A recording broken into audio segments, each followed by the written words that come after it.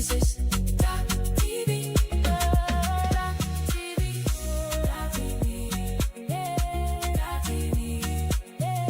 Dott TV. Yeah. Dott TV.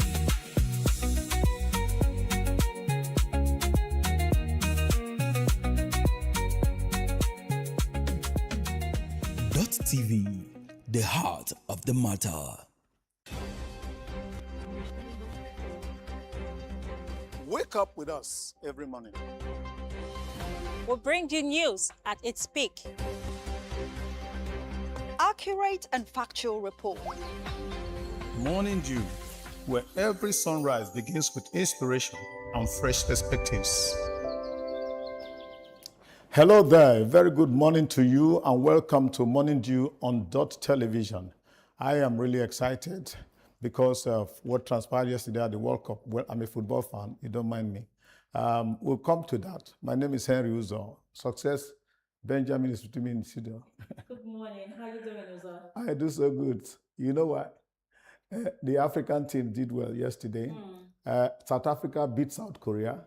And of course, our own dear Morocco beat Haiti. So they already qualified for the next round. So I'm happy about it. And you're so excited that an African team actually won yesterday. Definitely, because, how can we have 10 African teams and then we want to see some of them at least go to the next round so that our rating can improve. So how are you doing? I'm doing great this morning. Yeah, so great. I like your smile. Good morning. Rise and shine. Welcome to a fruitful day. Welcome to Morning Dew on Dott Television, where we bring you topical stories and headlines to kickstart your day. This morning we're going to take you through and around the world of stories happening around the globe. Stay with us.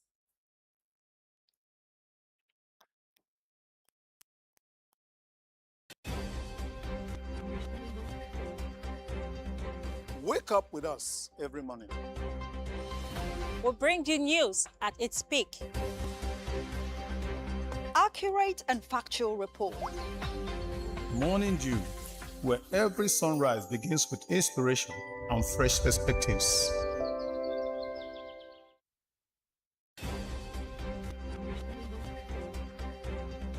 Wake up with us every morning. We'll bring you news at its peak. Accurate and factual report. Morning Dew, where every sunrise begins with inspiration and fresh perspectives. Welcome back. Well, as usual, we start with the news update, and of course, Success is standing by. Welcome to Morning Dew.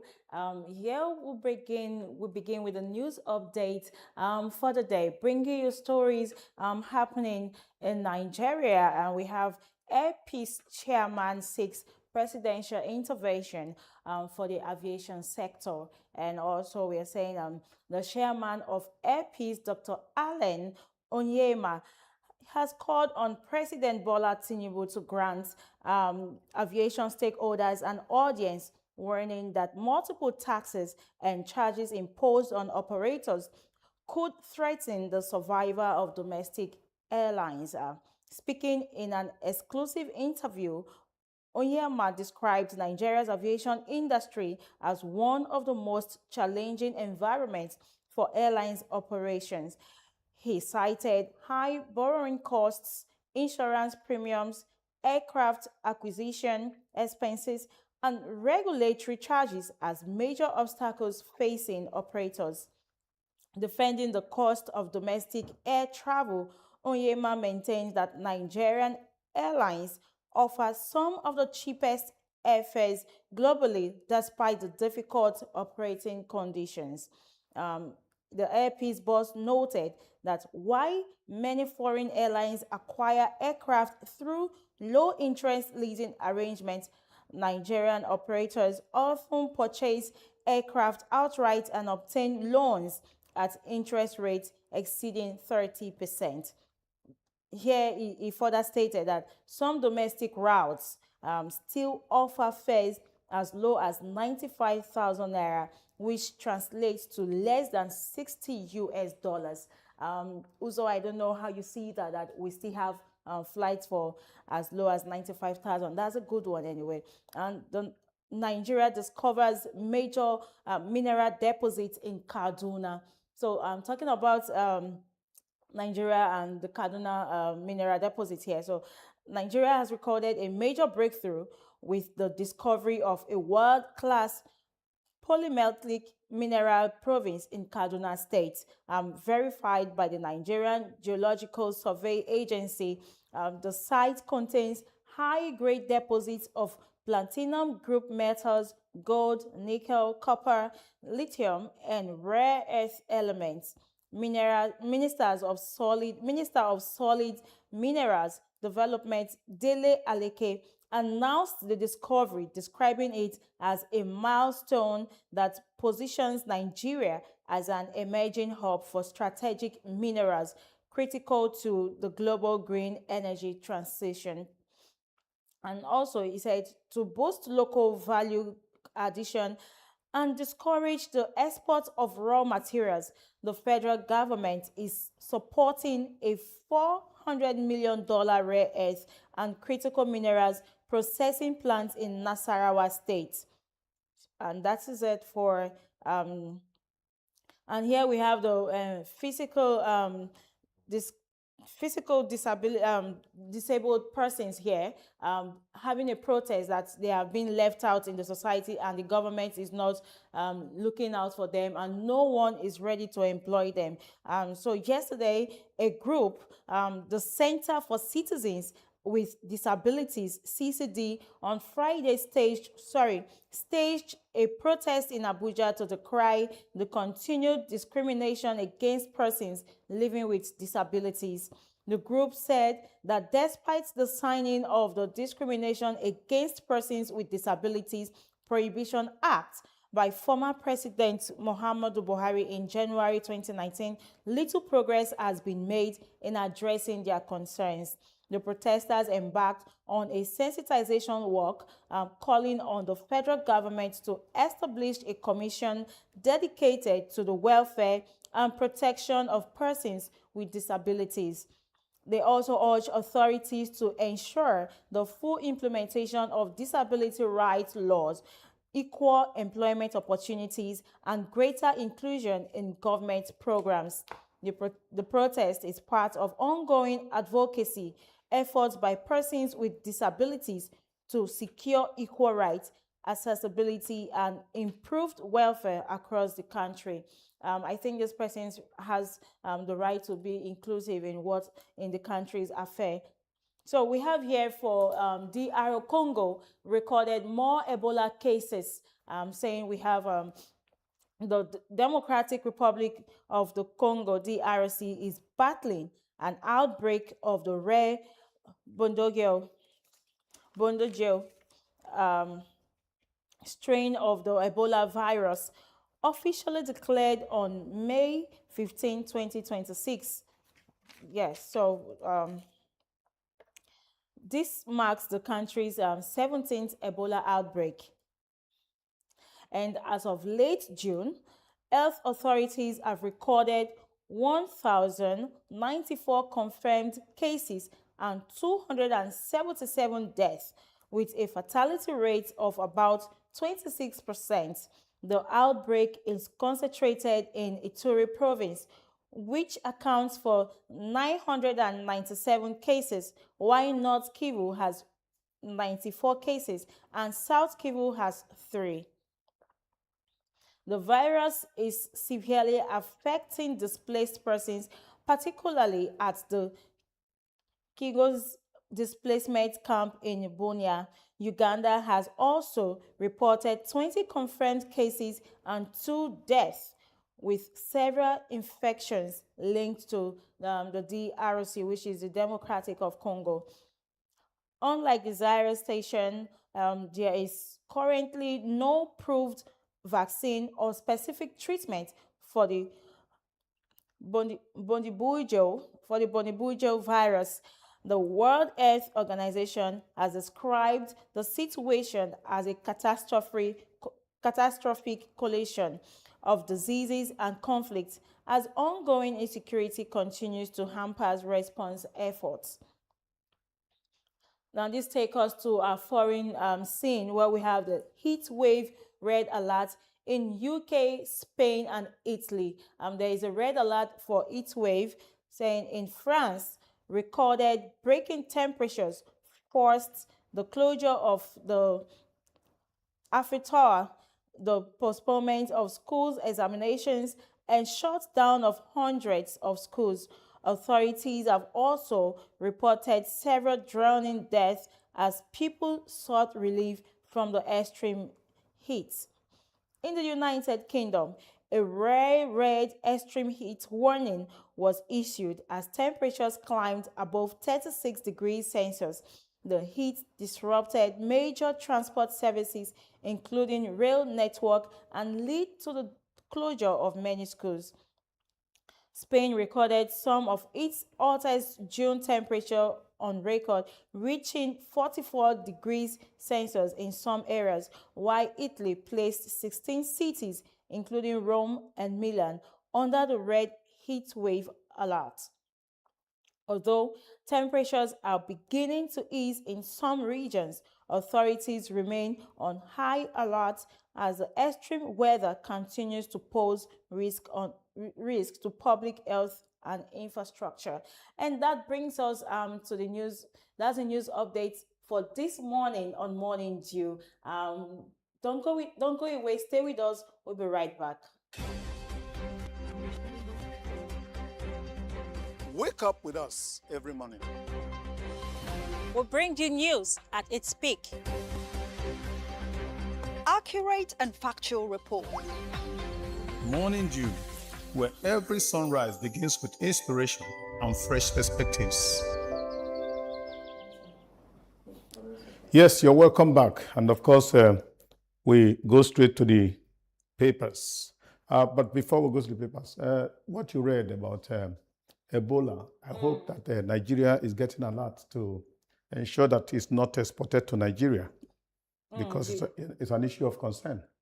The other day, the federal government actually allocated some amount for prevention of the Ebola disease and also, some of our boundaries. Okay. Yeah, so I think they actually put a stop to some flights coming from Congo and, Cohen as well. All right. We hope that those measures will work because we don't need any disease now to add to what we are seeing. All right, the papers. And of course, we start with our own Pointer newspaper. Senate passes bill to establish state police. That is on the banner headline on Pointer. And of course, above the masthead, we have a story, NEMA and World Bank to review Nigeria's disaster management blueprints. That's on the front page of the Pointer. And this brings us to Business Day this morning. Business Day is saying Nigerian banks grow bigger, but credit shrinks. And also 5 reasons SEC halted Dangote IPO promotion. I also have here governors get powers to appoint commissioners on the state police bill. All right, next is the Daily Trust. And of course, the banner headline there is State Police Gains Ground as Senate passes bill. Then, of course, above the masthead, we have towards 2027, PDP candidates to sign agreement against defection. That means when they're elected, they will not defect to another party. Okay, Nigerian Tribune. This is coming from the Nigerian Tribune. State Police Senate passes bill, empowers governors to appoint CPs. They will also have bill to await reps action. NAS to prepare clean bill for transmission to states. 24 state assemblies must endorse bill to become law. Then drama as Senate initially blocked governors from Senate floor. And also we have here APC Accord Shun Police INEC Peace Meeting in Oshun. We also have the LPPC suspends Mike Ozekome from San Rank. All right, the next is the Daily Times. And of course, we have a new terror group, Say Malam, emerges in Kebbi. Government notifies IGP. That is the banner headline on the Daily Times. And this now on the Guardian paper, on the Guardian this morning, saying same on state police bill, says Senate clears path for state police, retains federal oversight, guard drills, and let students return to school, or your government urge NUT. I'll also have here police meets military, INEC political parties over rising violence. El Rufai arraigned on fresh charges, bail ruling fixed for July 1st. We also have FG evacuates another batch of Nigerians from South Africa. All right, straight to the punch. State police bill lands in state assemblies. I think that's what we can take in. All right. The other one says petrol remains pricey as crude evaluates or something. Just go ahead with Daily Sun.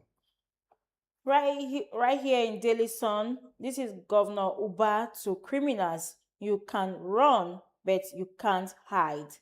Kebbi raises the alarm over emergency of new terror group, Sai Malam. The NDLEA destroy industrial med lab in Oyo Forest, arrest Mexican experts for Nigerian. We will see who gets INEC access code, Wike Town. All right, last we have the Vanguard. It's now federal state police services. That's as Senate passes a state police bill.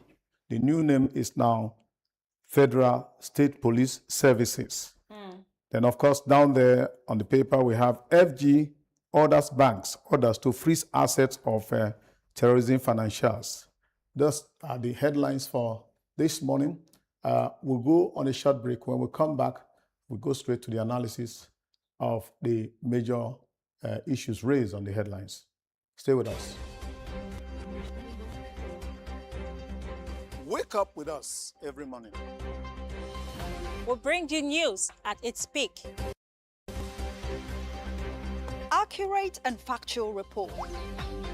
Morning Dew, where every sunrise begins with inspiration and fresh perspectives.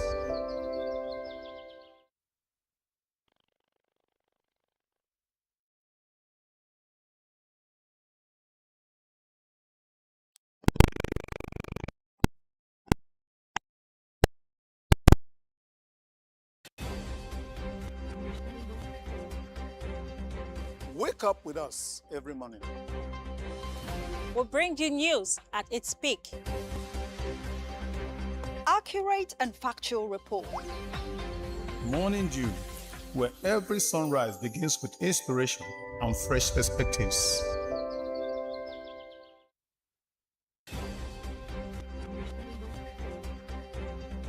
Wake up with us every morning. We'll bring you news at its peak. Accurate and factual report. Morning Dew, where every sunrise begins with inspiration and fresh perspectives.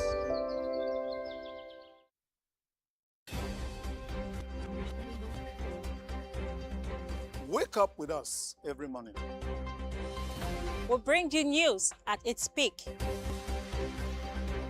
Accurate and factual report. Morning Dew, where every sunrise begins with inspiration and fresh perspectives.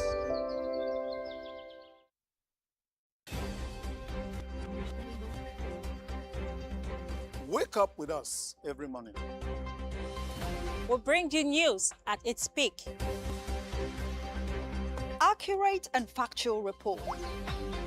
Morning Dew, where every sunrise begins with inspiration and fresh perspectives.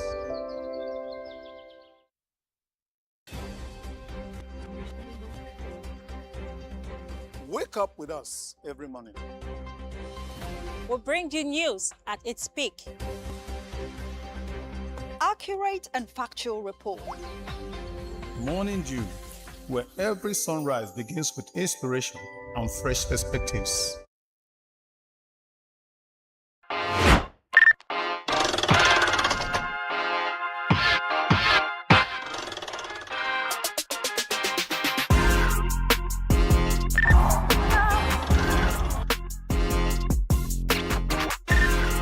Dott Entertainment, your weekly dose of pure fun, airing every Monday to Friday, 2 p.m. to 3 p.m., Saturdays, 10 p.m. to 11 p.m., only on Dott TV.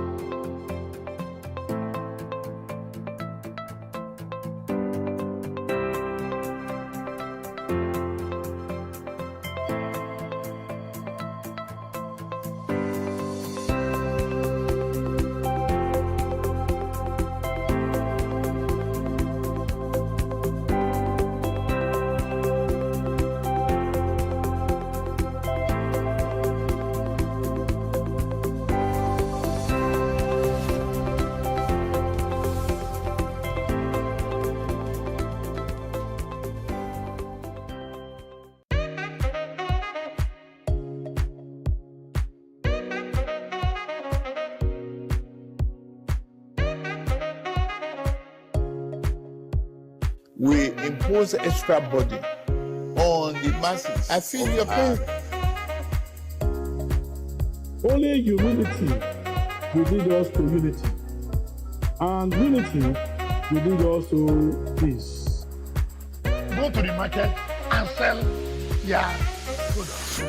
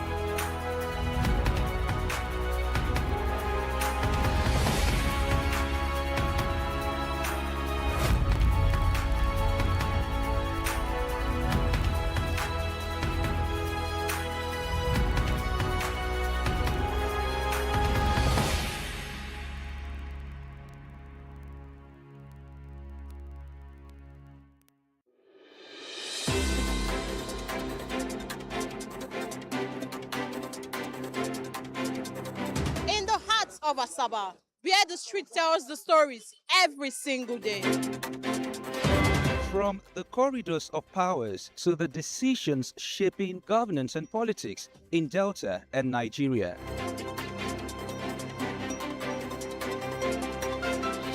From traders counting every naira to families battling rising costs and uncertain times.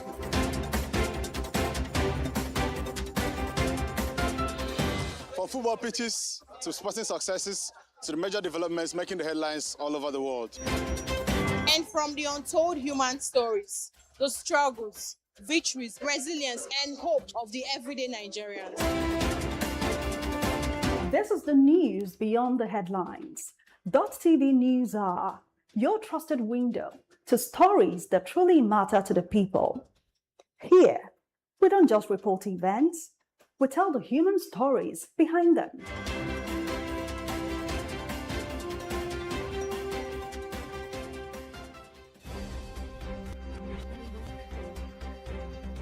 Wake up with us every morning. We'll bring you news at its peak. Accurate and factual report. Morning Dew, where every sunrise begins with inspiration and fresh perspectives. You're welcome back. We're still on the newspapers. And of course, as we read through, there were some headlines that, shot out as issues for discussion and, of course, review. Godfrey Barker is with us in the studio. Yeah, thank you so very much. And with him, we'll be doing justice to some of the issues raised. Yes, you had already set the tempo when you said yesterday was remarkable. Yeah. That African teams are doing great. Yeah. I'm happy I have somebody that joined me, because when I was telling her success, I expected a measure of fellowship with me in that matter, but she was just smiling at me. But I also think yesterday was remarkable in a whole number of ways. Yes. Especially as it had to do with some of the headlines you brought up. That's right. All right. What we have there, especially the Tribune, the way the Tribune puts it, is that we have attained a very giant stride towards establishment of state police. The Senate has passed the bill. And of course, we are waiting that the House of Representatives will do same so that it can trickle down to the state House of Assemblies for domestication. Now, what's your take on that? How will you respond to that? Yes, before now, people had expected that the president would just declare more like a fiat. No. That state police, you know, but the centralized policing system that we have in Nigeria is a constitutional matter. Yeah. That there shall be a centralized police known as the Nigerian police. All those things that come under one line. And that which means that you have an Inspector General of Police. Yes. Who used to be in Lagos, now in Abuja. But the dilemma of our security system, which affects our security architecture and everything, is that centralized police system now takes care of the 774 local governments that you have. And with the vastness of Nigeria in land mass and population, you and I know that that is the primary foundation for the failure of our security architecture. Okay. So people have been clamoring that, look, there need to be state police. State police, it doesn't just end at the state level. It goes down to the even local government structure and counties. So much so that Dennis Oyesolebe University out there could have its own security architecture in line with, so it goes down to community policing and all that. What we've been having about Amoteku and the rest of others were unconstitutional, as it were. They were operating illegally. You know, and we can't proceed in error. And that's right. So yesterday became a landmark day because we are getting very close to the reality and the practice of state police, especially with the fact that now in Delta State, you say the governor is the chief security officer. Yes. But before now, he cannot give security directive to the state police commissioner because he needs to have it referred to Abuja, and Abuja will now say, "Go." When this is happening, time is lost, and the non-state actors would have gained some advantage. So that has been the dilemma. But with what happened yesterday, is the state governor can now appoint a state police commissioner with the approval of the State House of Assembly. That is remarkable. Okay. Then we rewind to what happened in 1963 and the Agui-Ronsi first coup. Because we actually had state police, but it was abused by the political parties who were in charge in the regions, trying to use it against political opponents. Now there is a provision in what is coming out from what the Senate did yesterday to check against abuse that A state governor cannot use the state police command to victimize political opponents and all that. So it's like we are going forward because we are learning from the mistakes of the past. Exactly. So yesterday was remarkable, not just at the World Cup level, but also remarkable in our move towards better securing our nation. All right. You see, the aspect that concerns me actually is the fact that hitherto we had national police. It was a singular thing, controlled by the federal government. And then the question is their number. We have always complained about the number of police we have in the country. That Nigeria is grossly under-policed. Under-policed. So less than 500,000. Okay. You know, far less than 500,000. Okay. Manning the entire population. Country. So of that number, you have a quarter of that who are assigned to principal officers. Yes. So you and I do not have those. That is why our schools are vulnerable. And non-state actors understand this, and they can move into a school and go away with it because it's more lucrative for an average police officer to be attached to be an ADC, to even a local government chairman, than to secure. So we have a nation that is grossly under-secured. And that has been our dilemma. That could weaken the police officer from being gallant, because by the time you are now following a civilian up and down, and then at the end of the day, things are trickling into your pocket. No, it's about stomach infrastructure. You will lose your... when there is time to pay the children's school fees, you tell him, boss. You will lose your agility and gallantry. That has been the dilemma, really. But we are trying to get out of it so that we can better secure our nation. Yes, I just wish this issue of state policing and the bill passed through all necessary levels, and we have as a nation properly secured. Yes, exactly. That's our wish. Most especially our schools. Exactly. And health still on that this thing. You know, the way the law works is very interesting. The Senate has passed it. We are waiting for the House of Representatives to pass it. Then, of course, it will go to the state houses of assembly for domestication. Yes, expedited action. I want to see how that. We want to believe that the state assemblies will not waste time on this matter, because when we say state assemblies, we're talking about how many states of state assemblies? 36. The expediency of the time makes it such that action needs to be expedited. Okay. Because we all do know what is at stake. The time that they try to play politics with it has passed. Reality dawned.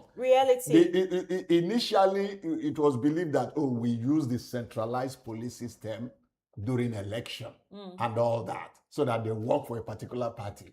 But now you and I know that the nation is not adequately secured, and that unless we do something differently, even that election will not come. And God forbid, a time may come that we say, it's a failed state. So we need to save Nigeria from gravitating into a failed state. This is not a time for delay. That's the truth. This needs timely action. That's the truth. Timely response as well. So the time for delay is past already, because this issue of insecurity has actually lingered for too long. Affecting the economy, affecting the entire economy, the entire nation. Nowhere is safe anymore. So this is not time for delay. We need speedy action right now. It does appear that all we are talking about is about insecurity, because next on our topic is the issue of your state government, urging teachers to return to school, that schools should reopen. Baka, do you think that's the wisest thing to do, to ask that schools should close down because of insecurity, or that instead security operatives should man the schools and let children go to school? The Oyo State situation is a dilemma. Okay. Somebody has said it took the nation by surprise. Yes, this is not the first time from Chibok era. This is not the first time, but Oyo was assumed to be not in the far-fetched. That is not in the abduction and kidnap corridor. Because we now have a corridor that we describe as abduction and kidnap corridor. Yes, you understand. But the whole thing, Nigeria has become a kidnapping of course, it's like an assault on the legacy of the likes of Awolowo, who made education a priority. And now children who are, when he was head of UPN, the presidential flag bearer for UPN. UPN had candle as light, Yeah. free education, the Jacondays of this world. And Professor Ambrose Ali, that established the Ambrose Ali University and all that. Education is seen as what will take the nation to the next level. And Obama did say it, that any nation that could out-budget you in education will outpace you in development. Exactly. So education sets the pace for development. But here we are now having education being assaulted at a critical level. What level? The primary and secondary level. School. Where those are very foundational. Yeah. Because university is a finisher. That's right. You just go there You to build- have a you finish. build on the foundation you have build laid. on the foundation. So, and if the foundation be destroyed, Bishop will tell What- us what what can can the the righteous righteous do? do. Exactly. So they are assaulting the foundation of the nation's education. Yeah. And that really is it. But I think the time has come for us to. It could be mind-boggling when you see a situation where you have schools where we are bringing up our children. Our homes are fenced. Some of us have people who guard our homes. But the public schools, a number of them are not fenced. Growing up at the secondary school level, we had military officers who were attached to our schools. Yes. It didn't need to be a command secondary school. It didn't need to be a military secondary school. That's right. But we had some element of security. Now, how come that we have school system not fenced? So no gate. We must give Ibori, our former governor, the kudos, because when he came on board, the project was to achieve perimeter fencing of all primary schools in the state. Yeah, and I think the subsequent governors in Delta State, they tried to build on that. They tried to build on that, but something terrible is also happening around, where there are people encroaching on school land and coming to build houses, even in school pitches. Okay. So schools no longer have where they Football even do pitches. agriculture. That's a serious matter. My secondary school time, we had agriculture. Of course, there was where we land for practically farms. where we practically learned agriculture, farming. Not now you can have the grade 1 in agric and you do not know how yam is planted and all that. So I think it's good to secure our schools. It's also good to have some security presence in our school. And it's also good to have our teachers and including the schools have security consciousness. What do I mean by that? You notice something that is not working out right, or something that is out of the ordinary. You just need a code that you can call on so that help can come. We all need that consciousness. Yes, incidentally, that was part of the discussion. Like somebody would say security is everybody. It was part of the conversation at the last summit. Exactly. Numbers you provided made available to the public that anybody can call when there's any suspicion. Exactly. Success.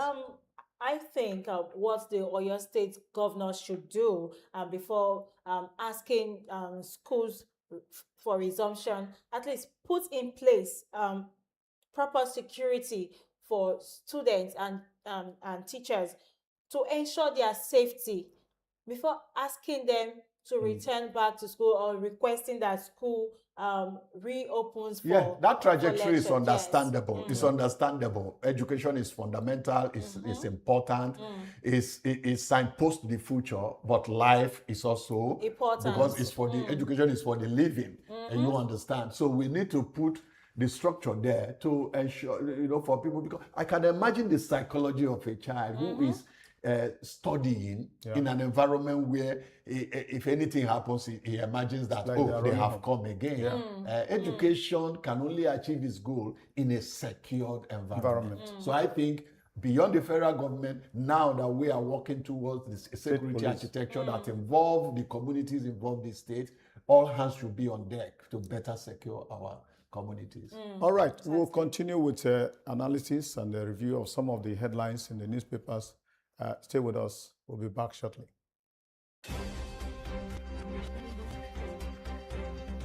Wake up with us every morning. We'll bring you news at its peak. Accurate and factual report.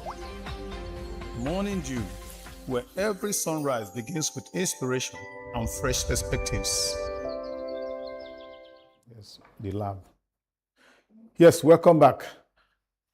Still on the issue of insecurity, please bear with us. Those are the things that we have to talk about, and I think it's very topical and current. Now, banks to freeze account of financials of terrorists. That's the order that the federal government is giving. Is it coming too little, too late? You've said it all. Too little, too late. You know, just the same way it took the federal government almost like eternity to name the financiers. Okay. They knew the financiers. I was about to say that. Over time, they were saying, we will name the financiers, you will name the financiers. You know, behind. Did they actually name them? Well, a list came of some corporate organizations and some individuals. You know, even the embassies know these individuals, and it pains. You begin to lose trust in your nation. You know, when America can tell you those behind the insecurity situation in Nigeria, and the Nigerian government is dragging its foot.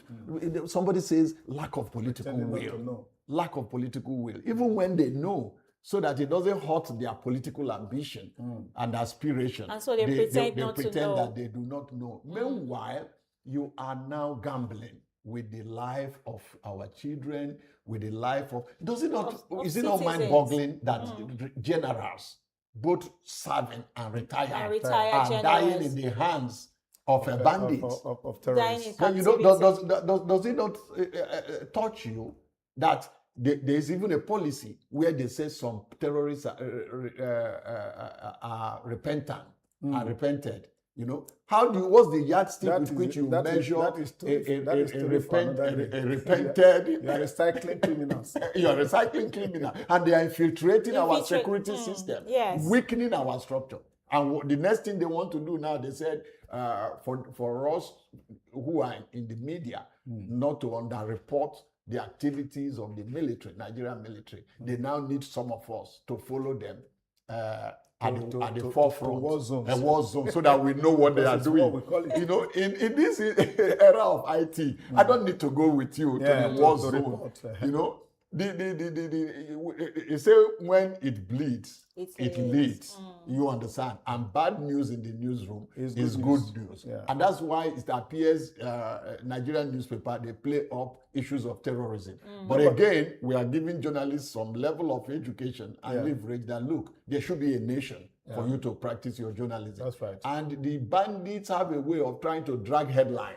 That's why they go to sensitive places in order to attract headline, attract attention. And then create a situation of insecurity. Panic and insecurity, so that they can negotiate with them. But that is the psychology of the bandits. We should have a national psychology of how things can be done and be done better. All right. I don't know whether this question can follow. When you say you are freezing somebody's account, does it amount to the same thing as confiscating the account? Because it's one thing to freeze.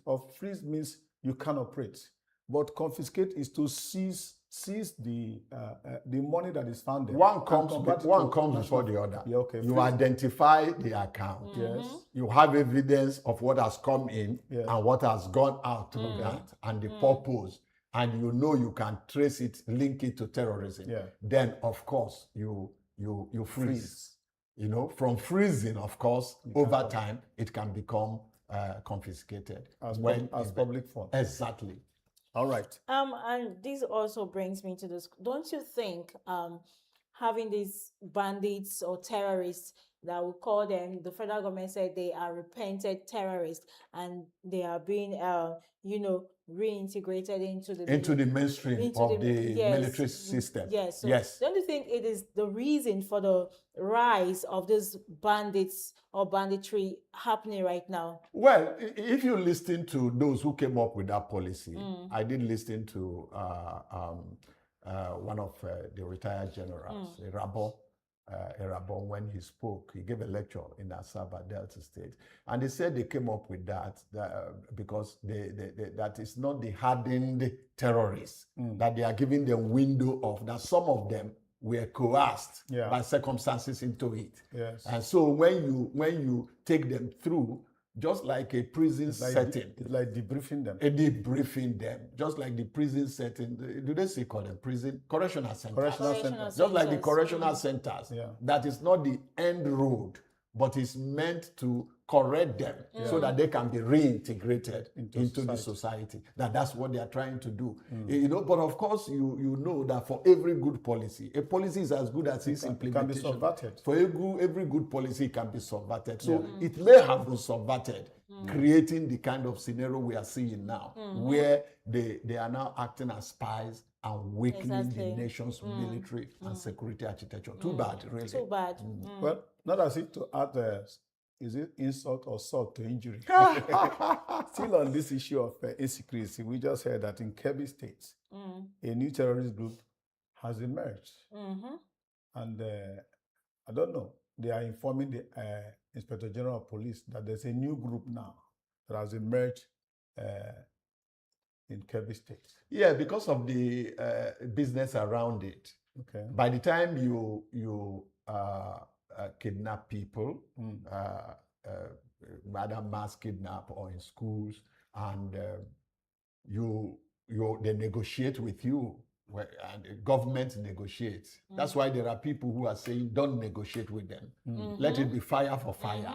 You understand? Intelligence versus intelligence.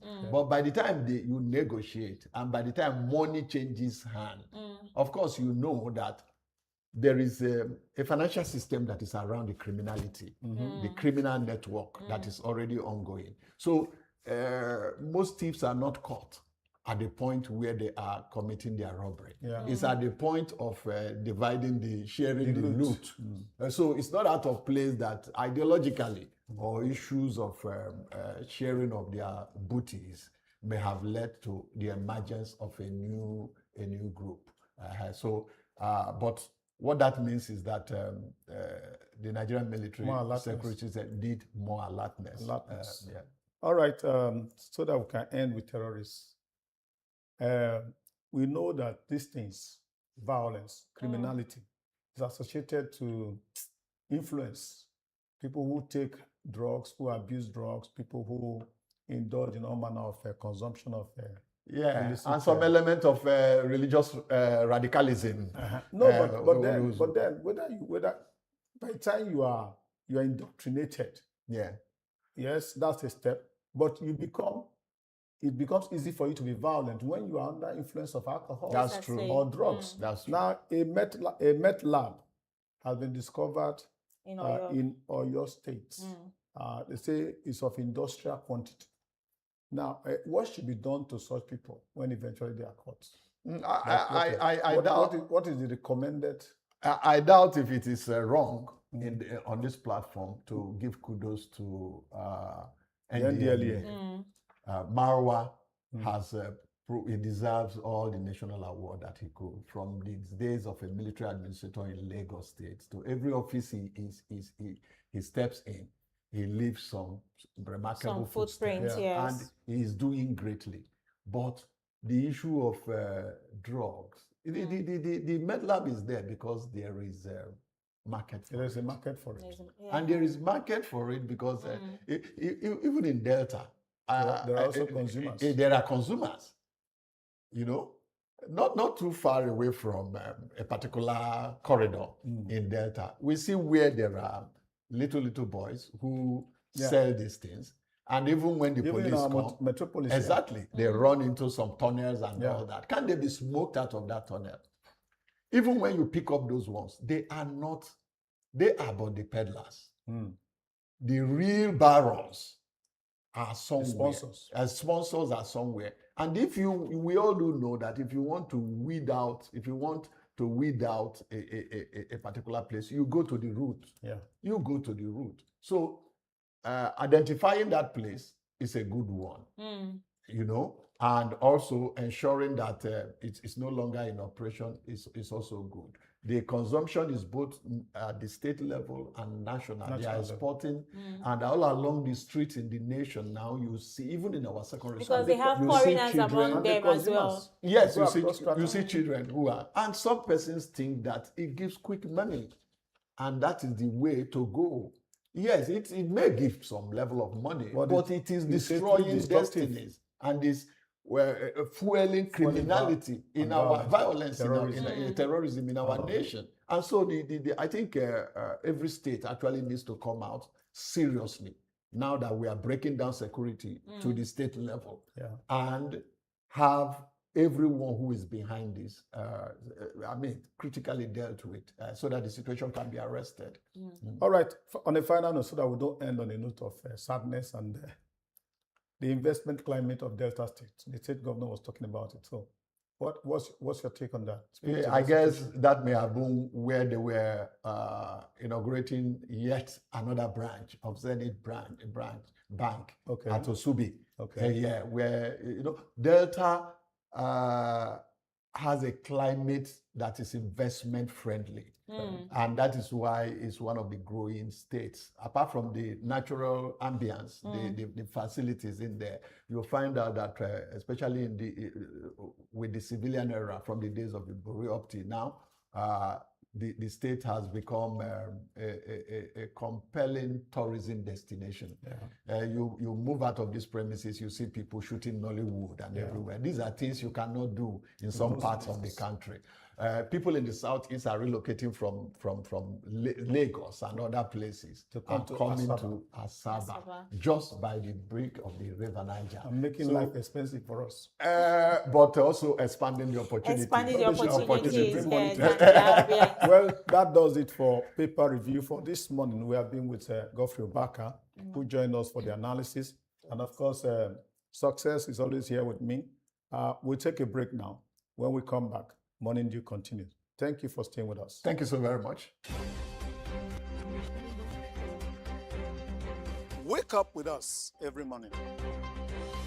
We'll bring you news at its peak. Accurate and factual report. Morning Dew, where every sunrise begins with inspiration and fresh perspectives.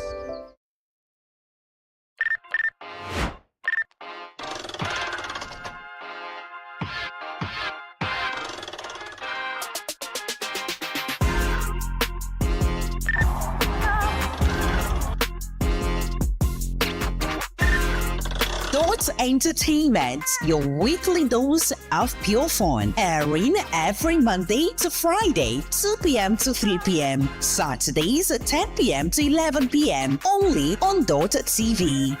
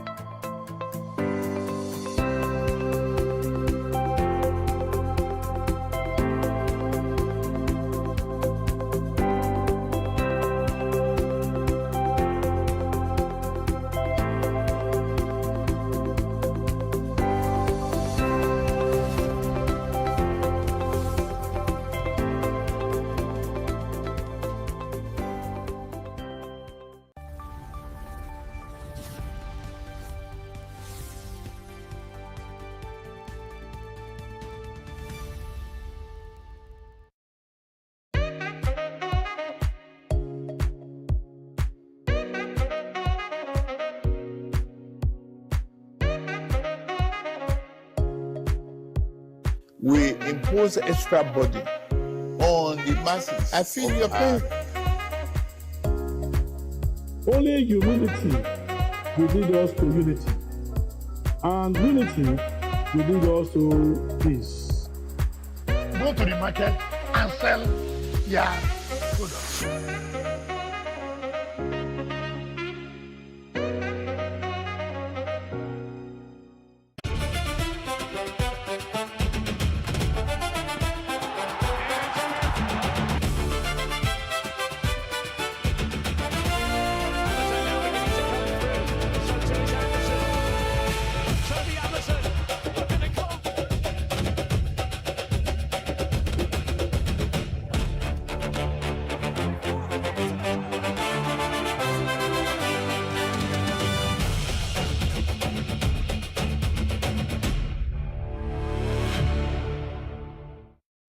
Yes, welcome back, and I'm so glad, and I believe you'll be glad also as I welcome you to the sports segment today on Sports Update.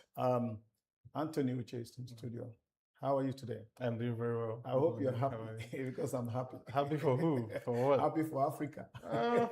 It depends on what side of the divide you are on. But yes, of course, for African football, last night basically would be nothing short of encouraging signs. You know, we started off very, very poor. Yeah. I think after the first round of games, only Ghana and Ivory Coast were the only African nations to secure points, you know, in the tournament. But now we've seen Morocco qualify straight from their group. We've seen what South Africa did yesterday. But I would like us to go and take it, you know, in order of group. So we'll start from Group A. Group A has now been decided. Okay. And that's the group South Africa find themselves in. And early hours of this morning, South Africa defeated South Korea in the Battle of the South to book their place in the last 32. And quite astonishingly, because if you going into that game, definitely even in the game, South Korea created a lot of chances. Ronwen Williams, the goalkeeper and captain of South Africa, made a good number of saves to make sure that they stayed in the game. And when the time arose, you know, Masengo scored the goal eventually, which earned them the 3 points. They finished second in that group. And Mexico finished first in the group with a perfect 9 points out of 9 possible points. And they defeated Czech Republic by 3-0. And, you know, we were talking about this thing on Saturday on the sports track, myself and my guests on the program.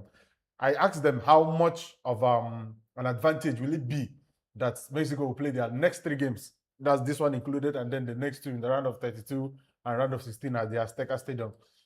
They didn't really seem to be on the same line with me in the fact that it will be of an advantage to them. Yes. But if you saw this game against Czech Republic early hours of this morning, the first half of the game was balanced. Czech Republic gave as good as they got, but in the second half, they wilted because of the altitude of the Azteca Stadium. So I think that will play a major part in their next game, which is the round of 32, and subsequently the round of 16 if they beat, if they make it through that game. So home advantage. Yes, I think not just the fact that they have home support, the fact that they are playing in a terrain that they are used to, is going to come for a lot. So people should be really, really careful of how much they rate the chances of Mexico. And then, of course, they had not lost any game at that stadium for over 12 years.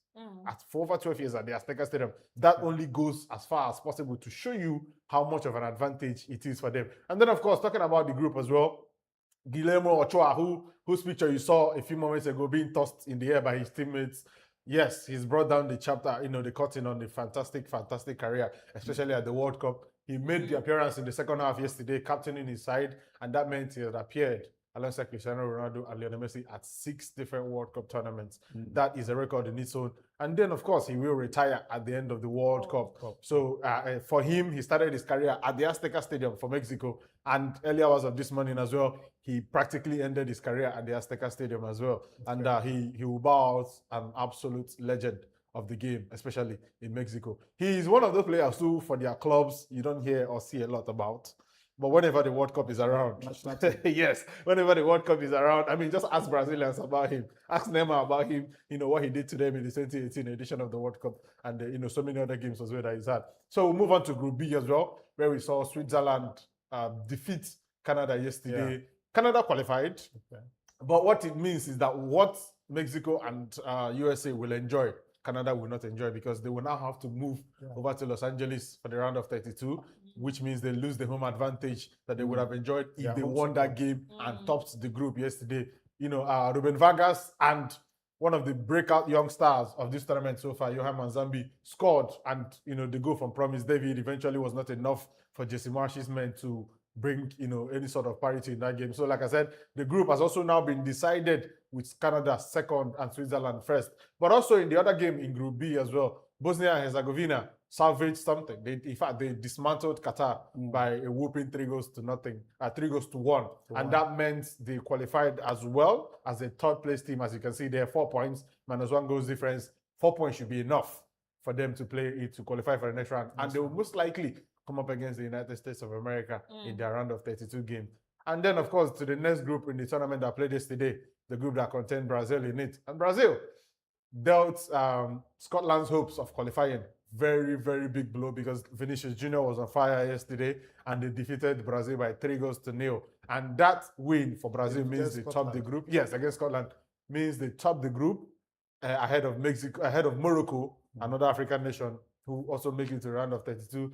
They are level on points, but as you can see there, the goals difference because the two of them drew. So at this World Cup, the metric that because usually the metric we see in football and in previous World Cups, you get decided on points, and then immediately after points, goals difference comes in. If goals difference is still tight, then they use the highest goals scored and highest goals conceded. They use the disciplinary record and so many other tiebreakers. Yes, exactly. Yes, they do something. Yes, they do something about it. But this time around, the rules has changed and head-to-heads count a lot more now than goals difference do. But in this case, the head-to-head count is the same because if you remember, flash your mind back to the first group game, Brazil played us a 1-0 draw with Morocco. So they are tied on head-to-head because they drew. Nobody beat nobody. Nobody lost to nobody. So the goals difference now came in. Brazil has a goals difference of +6. Morocco has a goals difference of +3, which meant they finished second just because they couldn't score as many goals as Brazil did. But in that group, pretty much decided Brazil qualify alongside Morocco. And for the third team, Scotland, they have to wait. Scotland have to wait till Saturday night, Sunday morning to decide their fate. But it's not looking good. Because we have had only three. -3 goals difference, and we have only 3 teams, only 3 groups decided, and they find themselves around 7th out of those 8 third place teams, which means if a few more groups play, a few more third place teams will emerge. For instance, the group that contains the likes of Sweden, Japan, and the Netherlands, they will play themselves in the next round of games tonight and early hours of tomorrow morning. If Curacao, not Curacao now, if the Netherlands get any points whatsoever, and maybe against Sweden and Japan get any points as well, they will push Scotland further down on that table. So it's not looking good for them. Opta, basically stats makers of football, Opta gave them about 36% chance of making it to the next round via one of those third place teams. So for Steve Clarke and his Tartan Army, it's not looking good for Scotland. They will go back now and then do that anxious waiting of sitting and training, hoping it will work for them and knowing that it might not work for them and they will go home early Sunday morning from the World Cup. But generally, we've seen a lot of games so far. The intriguing last group games are now underway. We'll be thrilled by 6 games every day for the next 3 days. And that for football fans like myself is a lot. Keep us awake. It's something aside from the fact that it keeps us awake and then we wake up in the morning looking like people who basically saw zombies at night. It's different. But for the entertainment value, this is food for a lot of people. This is a good one. So that was pretty much all of the roundup from most of the games that were played yesterday and the groups that were decided, groups A, B, and C. All right, Tony, thank you for being on top of your game. That has been a sports update for this morning. Of course, when we come back, we'll go straight to the flight schedule for today.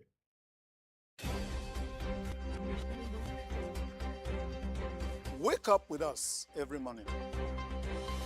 We'll bring you news at its peak. Accurate and factual report. Morning Dew, where every sunrise begins with inspiration and fresh perspectives.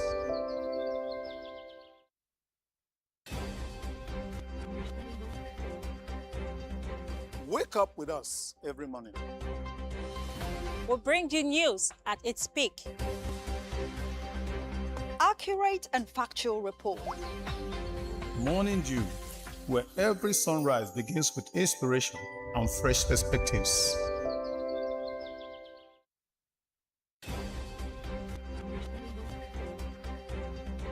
Wake up with us every morning. We'll bring you news at its peak.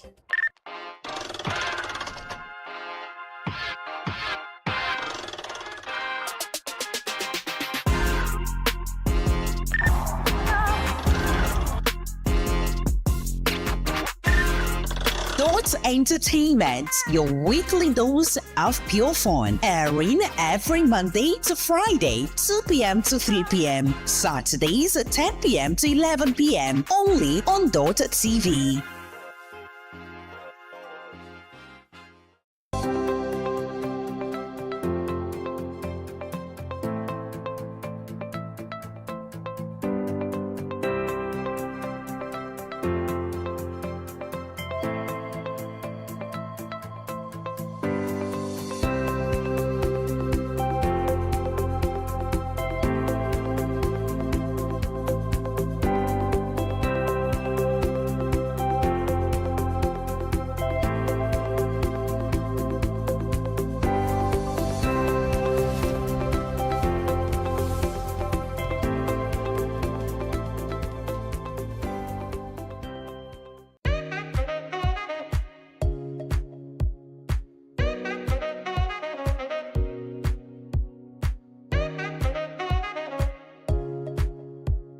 we impose extra burden on the masses. I feel your pain. Only humility will lead us to unity, and unity will lead us to peace. Go to the market and sell your products.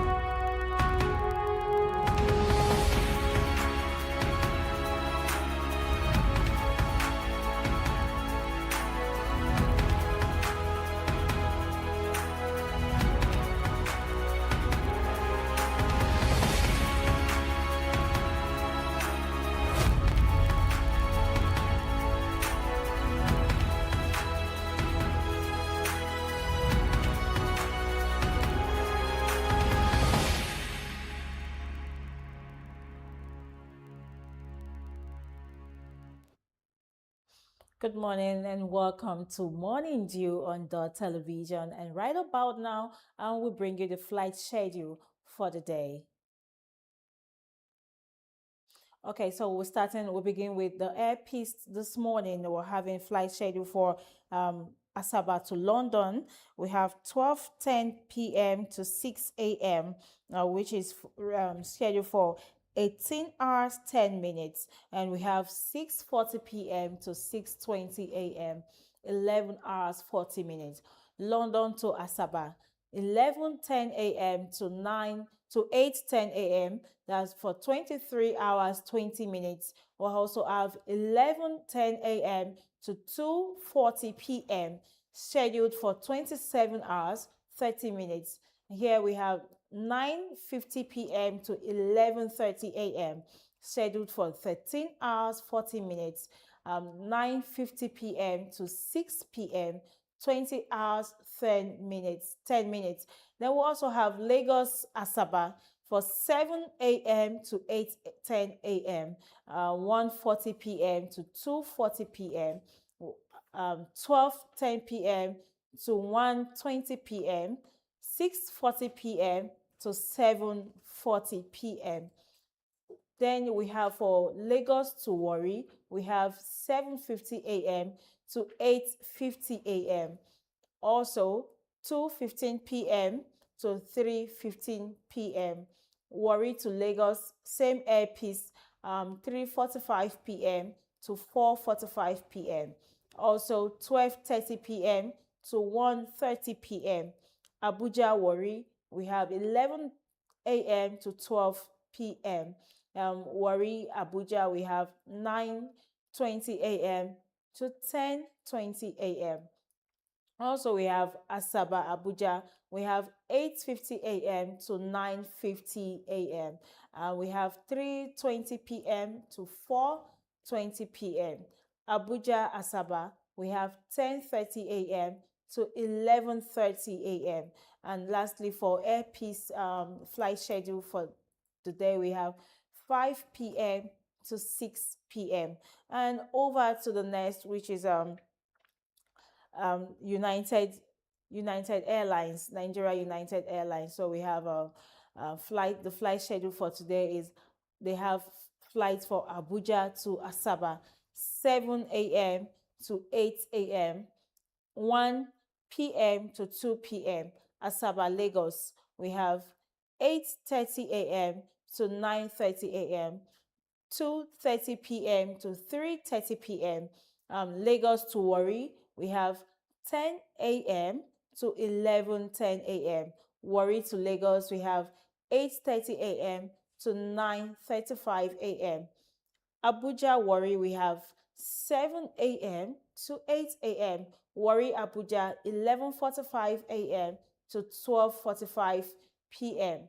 Then we have Asaba, Abuja. We have 11:30 a.m. to 12:30 p.m. Same Asaba to Abuja, we have 5:30 p.m. to 6:30 p.m. Lagos to Asaba, we have 10 a.m. to 11 a.m. And also, lastly, we have 4 p.m. to 5 p.m.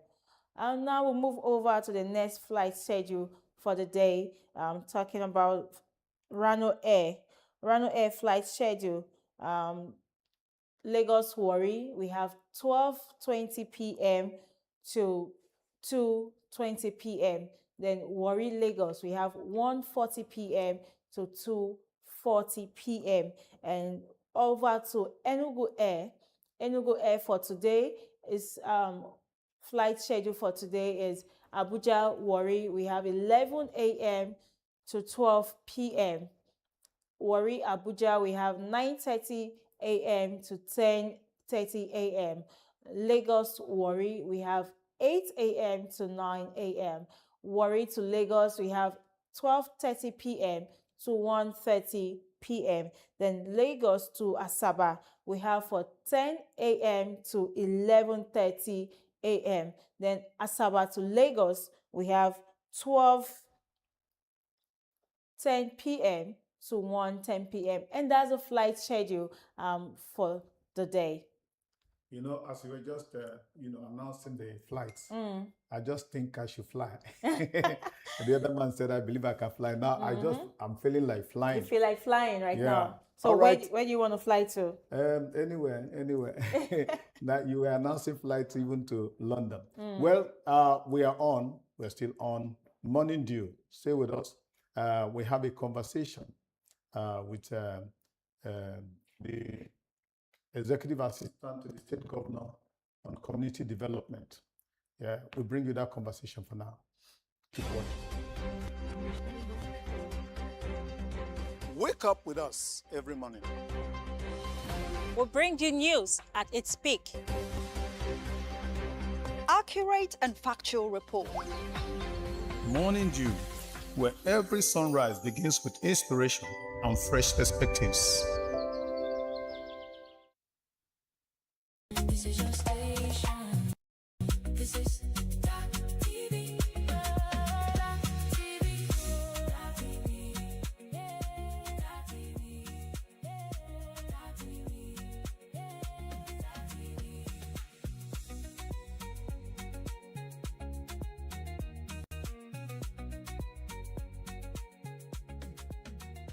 Dott TV, the heart of the matter.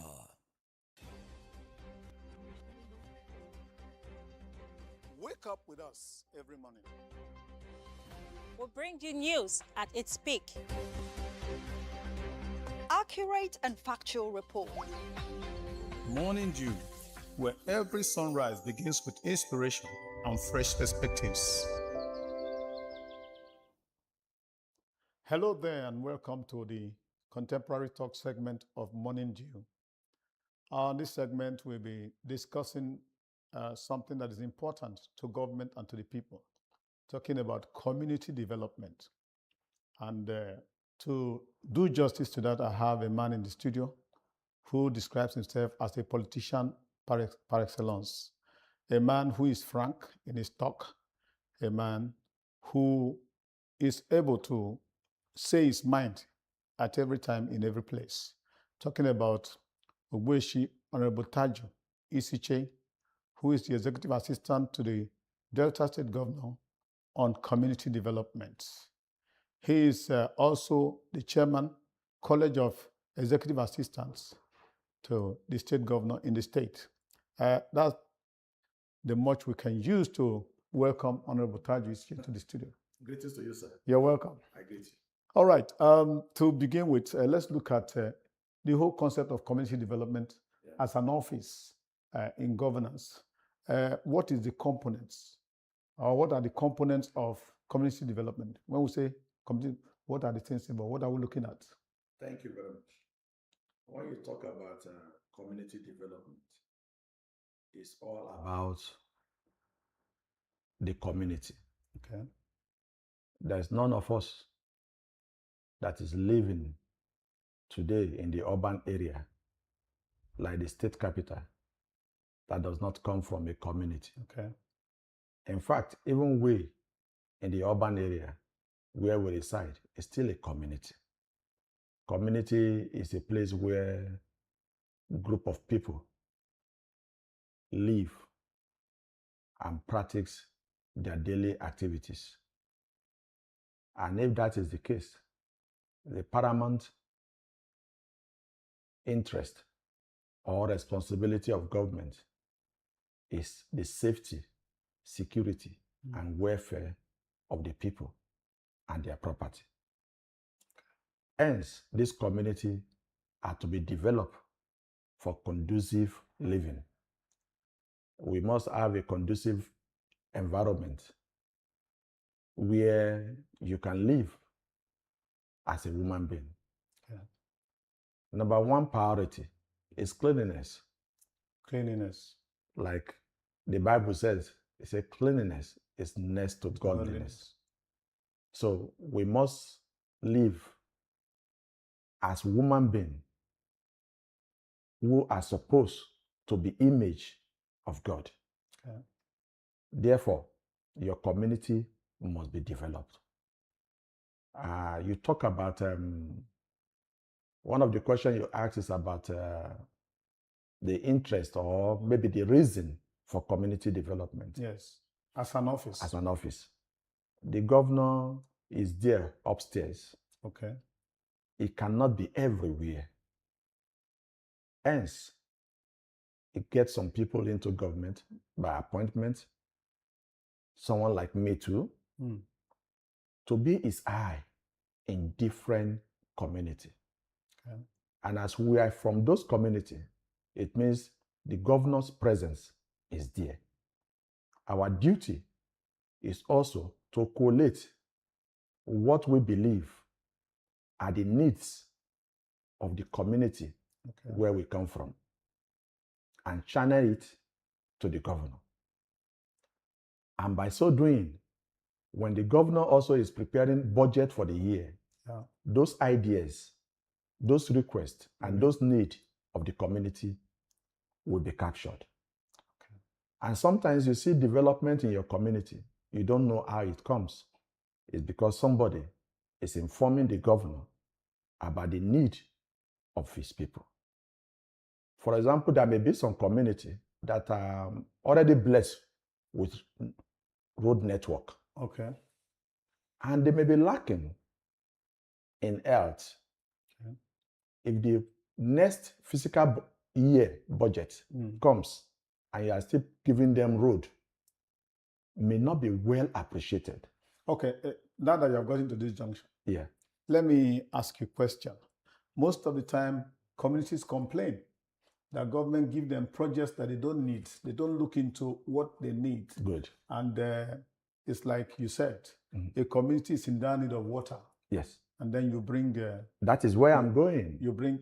That is where the community. Solar light. Yes. That is where the experts or the appointees of government, like we are being named now, executive assistant to the governor on community development. So my duty is to know the need of my people. Yeah. Know what they are yearning for. And also, as an EA to the governor of community development, yes, another quicker way for you to make job easy for you is to liaise with the president generals of different communities. Okay. And chiefs of different community, okay, head of different community, like we have the Diokbas, we have the king, and so on. Then you have the community leaders, you have the youths, you have the women. As an EA to the governor, you must relate well with these people. And by so doing, you will know what the need of those communities are. This government, for example, the government of Governor Sheriff Oborowore has even done well that there is no local government or ward in Delta State that does not have a EA.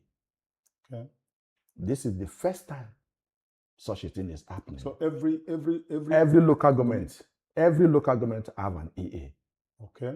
And there are some areas that you will see more than one EA in the local government. Hmm. I've seen some local government that even have up to 3, 5, or even more EAs. All right. And now it is being spread to the world. Hmm. No 2 EAs, for example, where you have more than 1 EA, for example, in a local government, no 2 EA will come from a ward. Okay. It will be spread. Now, looking at the issues of development as from the communities, we see a situation where, for instance, project is awarded and there is misunderstanding between the community and perhaps their political representative. Let me say, for instance, you and EA, Yeah. but there is a politician, maybe who is occupying the position, say commissioner and all that, and then he sponsors a project because he has influence to the governor. Yeah. And it comes to the community, and the community are quarreling with him. Why are you bringing this kind of project when you know this is what we need? That is now, true. at that point in time, how is such issue resolved? Thank you. There's what we call environment in budgeting in government. Okay. What we do in that kind of situation, before I get to the solution, such a thing don't need to come up where there is proper organization, Okay. where there is proper planning. That is why the community, the executive assistant on community development, or the executive assistants in those communities are very, very important. Like, for example, in coordinating the entire executive assistants, hence we have the College of Executive Assistants. We meet regularly, Okay. where we can be able to share ideas, where we can be able to help one another, Point out conflicts. where we can be able to we use that college as a platform for peer review mechanism, Okay. where you can be able to see how you can solve the problem of the other local government, where the other local government can take a cue from what is happening in this local government, especially positive things. Back to the question, when community tells you we don't need this project, first of all, it is wrong of the political appointee in that local government. Okay. Either you being a commissioner, a special advisor, House of Assembly member, an EA, or House of Rep, or even a senator, to impose a project on the people. Perhaps because you have interest in that project. You are supposed to have what we call town hall meetings. Yeah. They're supposed to be done periodically, at least quarterly. From there, you know the need of the community. There are some communities that have schools, but the numbers of the pupils in those schools have outgrown the numbers of classes, the infrastructure. So such infrastructure need expansion. Sometimes, for you to agree with what I'm saying, that is why you see some schools, they start running 2 programs. They have two schools. Two schools. Day and Day, afternoon schools. Afternoon schools. Why do you see such a thing happening? It's infrastructure. The population have shut up. Outgrown the school. Have outgrown the school. And to ensure that people are educated instead of sending them back home, you now have 2 sessions. All right. So in that kind of situation, it is advisable that the appointees in those local governments should interface with the people. Be able to interface with the people and relate back to the government. And when that is done, the people will be blessed because things will be done accordingly. Then government will be happy that these people are happy. But it's because there is a bridger, the appointee, either the community development EA or there are other appointees in that community that is informing the governor right. Now, from your point of view of your office, the EAs, can you just pinpoint a few projects that were influenced by the EAs? Thank you. Like which the state government has executed. Good. Like me in particular, one of the things that I've been able to do for the community is issue of education. Okay. Because if you are not informed, then you'll be deformed. And mind you, the executive assistants does not have budget. That's true. They don't execute. Yeah, that's why I use the word influence. Yes. They don't execute. They don't have budget. They don't carry out infrastructural, Projects. They only advise the governor and also inform the governor of what they believe this is the request or the need of the community. So in my own office, I start with education. When I was appointed, I went around some primary schools and secondary school. Because in today's world, we've come to know that some social vices are not only found in adults, Okay. they are also found in these our little children. Children. Children in primary school involved in courtesan. Okay. Secondary school children involved in courtesan. You can imagine what those ones will turn to when they get to the university. Therefore, I took the campaign of educating them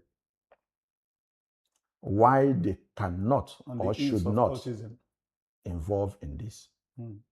The danger in it, giving them empirical facts, examples and testimony of people that have involved in the past and how their life has been cut short, how revenge has been melted on their family that does not even know what happened. What happened? What transpired?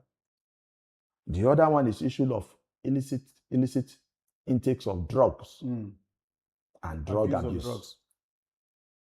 I also carry those campaigns to the community and to these schools. I even have to invite the experts like the NDLA and some health experts in those areas. They came, there are pictures, there are videos to show to them how people's life has turned downward. Downside up. Due to these intakes. And is this the kind of life you want to imbibe yourself in? That was an aspect of social campaign. Thank you. To address social And vices. Now, can we look into maybe infrastructure, what you influence government to do? Good. Now, you have internal roads. Okay. And as a government appointee, you have to be on your toes. You have to know what you are doing and get informed. What people don't know is that there are levels of government and everybody with their rules. The federal government have its own responsibility. The state government have their responsibility. Likewise, the local government. Also, even appointees, your commissioners in your local government, your House of Assembly members, the House of Rep, and the Senator. What have you been able to do to attract development to your community? When I came on board, there are some roads, even within the Asaba town, which we call Nimogbe, the village. Yeah. The main town, like the GRA, may be looking beautiful. But the aborigine, the communities may not have those kind of facility. We were able to pinpoint that. And today, inside the Nimogbe are taking a better look than it used to be because they have access road now. All right. One of the challenges that, I'm still naming them. I know. That is one. We'll get back to that because you are listing your personal projects now, what you have done. Yeah. Let's come back to the issue of community development. We're looking at it globally. Now, one of the things that comes up as a challenge to community development has been the issue of community clashes. What are the community clashes that have thrown up since you came into office? and how have you attempted to resolve them? Okay, thank you. You know, we in Oshimile South, especially the Asaba people, like I normally said in the other platform, we are the most educated people on earth, Okay. the most exposed, and the most hospitable people. And our level of tolerance is very, very high. That's right. You see, when somebody... because you are hosting the state captain. Not really. You know, you check yourself. Yeah. Within the Delta state, either in Delta South or in Delta Central or even in Delta North, where you hear about communal crashes. All those communal crises, have you ever heard anyone in Asaba or in Oshimile South? I don't think to our notice. It is not existence. And the reason is because the political actors, unlike other areas, we engage our people regularly. Engagement is very important. Okay. When people feel they are not important, they take laws into their hand. What some people just need is attention. Okay. Just like in politics, some people have appointments. Some appointment is just recognition that you are recognized. Okay. And that will calm you down. Okay. And that gives you a sense of belonging. Sense of belonging and commitment. And commitment in that governance. government. So the same thing in our communities. When you engage people, you address them as human beings that they are. Okay. And in those forums, they'll be able to hear their view. And by so doing, you may find solution to their problem. That is on political side. Traditionally, the Asaba Nagu, the Asaba of Asaba, who is our own paramount king, is also doing fantastically. He has his executive meeting every Tuesday, every week, just like the state government have state ESCO. So he have. And after meeting with his ESCO, he also have another meeting where he meets with all the head of different villages, the Diokpas. The Diokpas in return go back to their village and also have meeting with their chiefs. Okay. Then there's another forum where you also have meeting where the Asaba himself have meeting with the entire town, irrespective whether you are man, woman, a titled person or not. Okay. By so doing, that's like engagement. A local assembly. Yes, you engage them. All right, we'll continue. All those things. We'll continue on this. Yeah, so all those things, make crisis not to exist in my own community. All right, thank you. Which I believe other Deltans should take a cue from it. We ask you to stay on with us as we go on a short break. We'll be back to continue discussion on community development. Wake up with us every morning. We'll bring you news at its peak. Accurate and factual report. Morning Dew, where every sunrise begins with inspiration and fresh perspectives. Yes, you're welcome back. We're still with Ogbueshi Honorable Tajuice Isiche, who is Executive Assistant to the State Governor on Community Development. Yes, Honorable. Thank you, my brother. Now, let's come to another crucial area. That is the area of disturbances. Government has approved a project for a particular community, and the contractor is being harassed by youth. You can't work here. Until you settle us, you cannot work. Issue of DEVE. Now, I believe that's one of the reasons why we are appointed to. I'm happy you're talking from the point of view of interfacing with the people, continual dialogue. Now, the issue of DEVE. What is your role as EAs in ensuring that this thing is brought to the barest minimum, that there is less disturbance to, execution of government projects in communities? Thank you. Without me being an EA, as a freeborn and a proud son of Oshimile South, it is my responsibility to ensure that my community is developed. It is also my responsibility that no project that will bring development to my community should be disturbed. Like I told you earlier, we are exposed and educated people. Thank God for that. Our leaders in our communities have been able to educate our people, which I'm part of. Now, in Oshimili South, when we see government projects, we take the project as our own. Like I told you, in my sensitization to different bodies as an EA, I've been able to teach them and to tell them that we are not supposed to fight any stranger or contractor that is bringing development to us, sent by government or by any organization. We are to embrace them. We are to do what? To welcome them. We are to make the environment conducive for them. And we have never recorded any incident of DEVE. Where you can tell me that maybe DEVE is happening, maybe in the bush where people sell land, youth sell land, and people are developing, that's another aspect of development. There is government development, there is personal individual development. Yes, but even in the case of individual development. Those individual development, yes, that is where I can say yes, but it's a very reduced, not unlike other places. And what do we do as leaders? Is to remind our people that when you sold property to somebody, you answer. When you give somebody a goat or you sell a goat to somebody, yes, you leave the goat with the rope. You don't still hold back the rope. Maybe to tie another rope. Are you getting me now? So it's to encourage the person. But we also expect any organization, any company carrying out any activities in our locality, that's what we call social responsibility, corporate social responsibility to the host community, because you are making money for the community.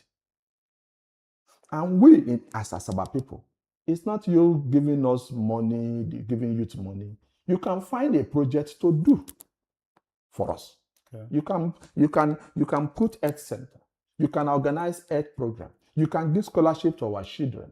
You can also build schools. You can do all those things.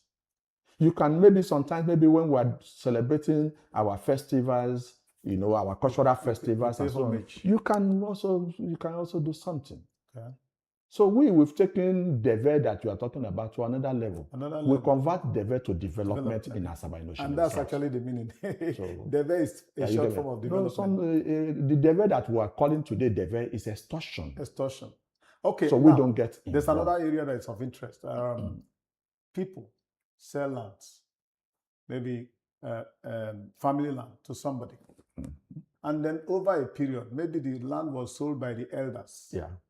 The son maybe comes back from Lagos and needs money. And so goes again, prepares paper and sells the same land to another person. And there is issue.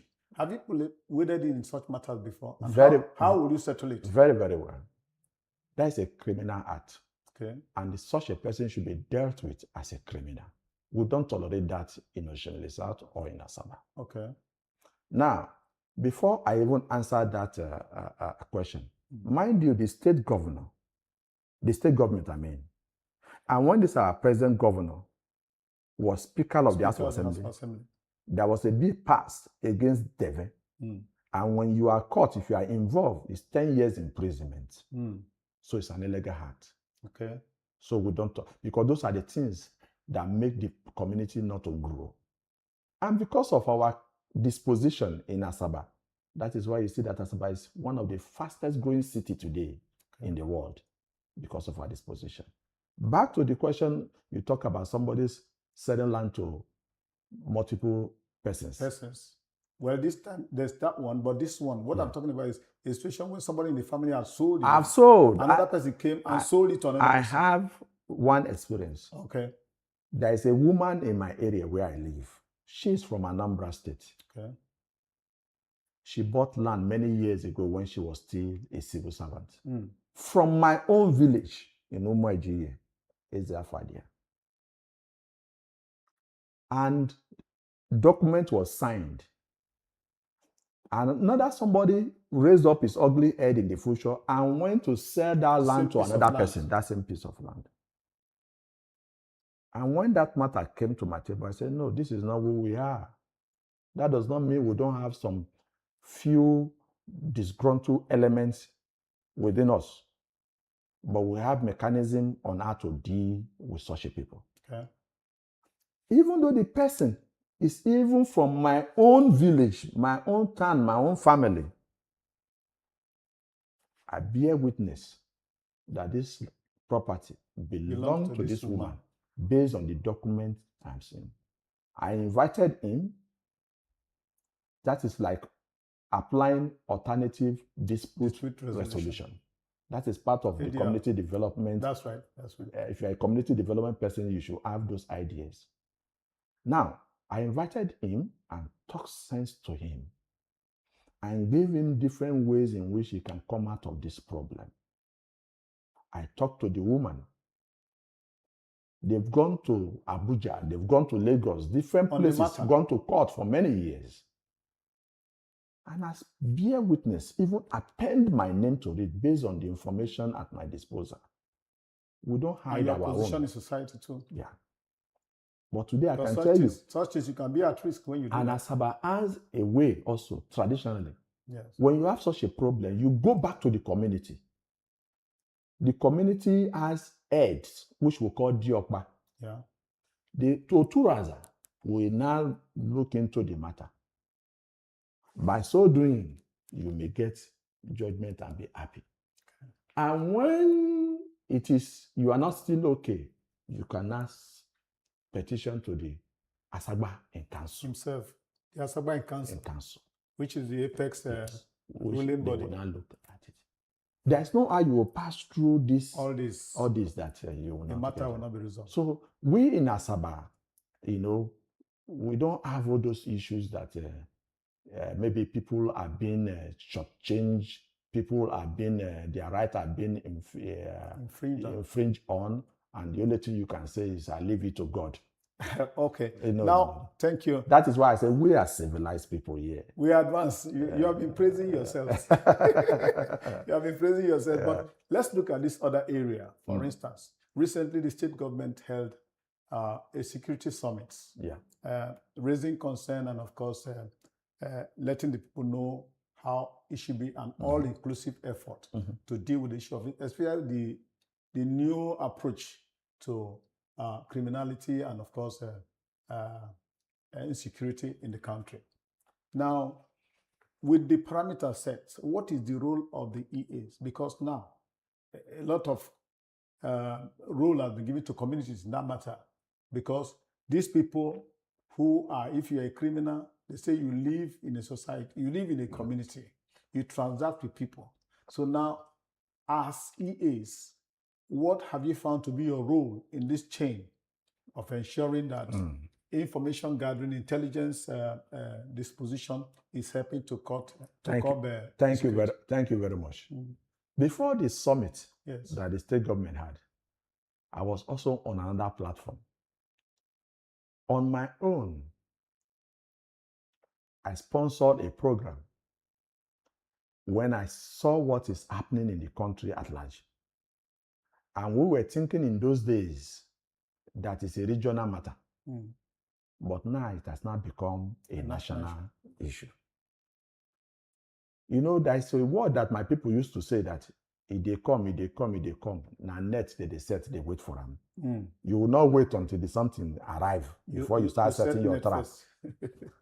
Now, what now happened? I told them in that program, I mentioned Oko, Okwe, Bonsak, Ugbolu, Ila. These are suburbs of Ebu, okay. Isele Asaba, Ogwash, Ebuzo, and Asaba Ogwash. I mentioned on air that all those communities that have their schools close to some bushes or forests. Yes. This is the time that the community vigilante should do their job, not the one they are busy going to collect people's land. Okay. We may say it is not our problem, but one thing that we'll come to see that these criminals are doing is when your guards are down. Yeah. That is when they strike. As they say, when you lose guard. When you lose guard. So, I also mentioned in answering your question that we should start imbibing this culture. Like when you get to UK, at the Heathrow International Airport, Terminal 5, as you are going even on the subway, and as you are going on the runway there, you will see written there, see something, say something. Okay. There was a time we have a minister in this country, late Dott. She tried to promote that. She tried to promote that. This is the time in this country now, and in our different communities, when you see something, you say something. When the white man do some things in arrest and investigation, you think it is magic. No, it is the cooperation between the security agency and the community. Because we know ourselves, we know who our people in our community. When you see a strange face for more than one time, then you should be able to say, who are you? I should be able to report to the authority that I'm seeing a strange face. And the movement of this person is suspicious. All right, that will be okay. And finally on that, if it is your own person, your brother, or your siblings, or your children, that you know they are living a life that is somehow report on time. So before it will not become a community issue, take a leaf from what Abdul Muttalab's father did. That guy that put up a bomb pint on the plane. And the American came for the family. And it was in record that the father has initially even report in the US, report everywhere that my son's character has changed. It's questionable. If not, the father and the parents will be struggling for it. All right. That's so how we see something. Say something. That's how we want to conclude it on this conversation, talking about community development. And of course, we hinge so much on the fact that everybody has a role to play in community development. And the EAs have been appointed to ensure that the needs of communities are taken up to the government, and they also ensure that projects to communities are executed without any form of disturbance from community members. And he said on insecurity, when you see something, say something. It's everybody's business. You don't see what is wrong and keep quiet because it can end up affecting you negatively. That's how we want to thank Honorable Tajit J for coming on the program. Thank you, sir. Well, keep watching Morning Dew.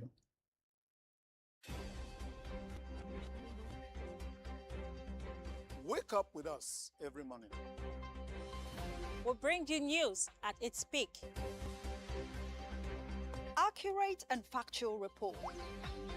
Morning Dew, where every sunrise begins with inspiration and fresh perspectives.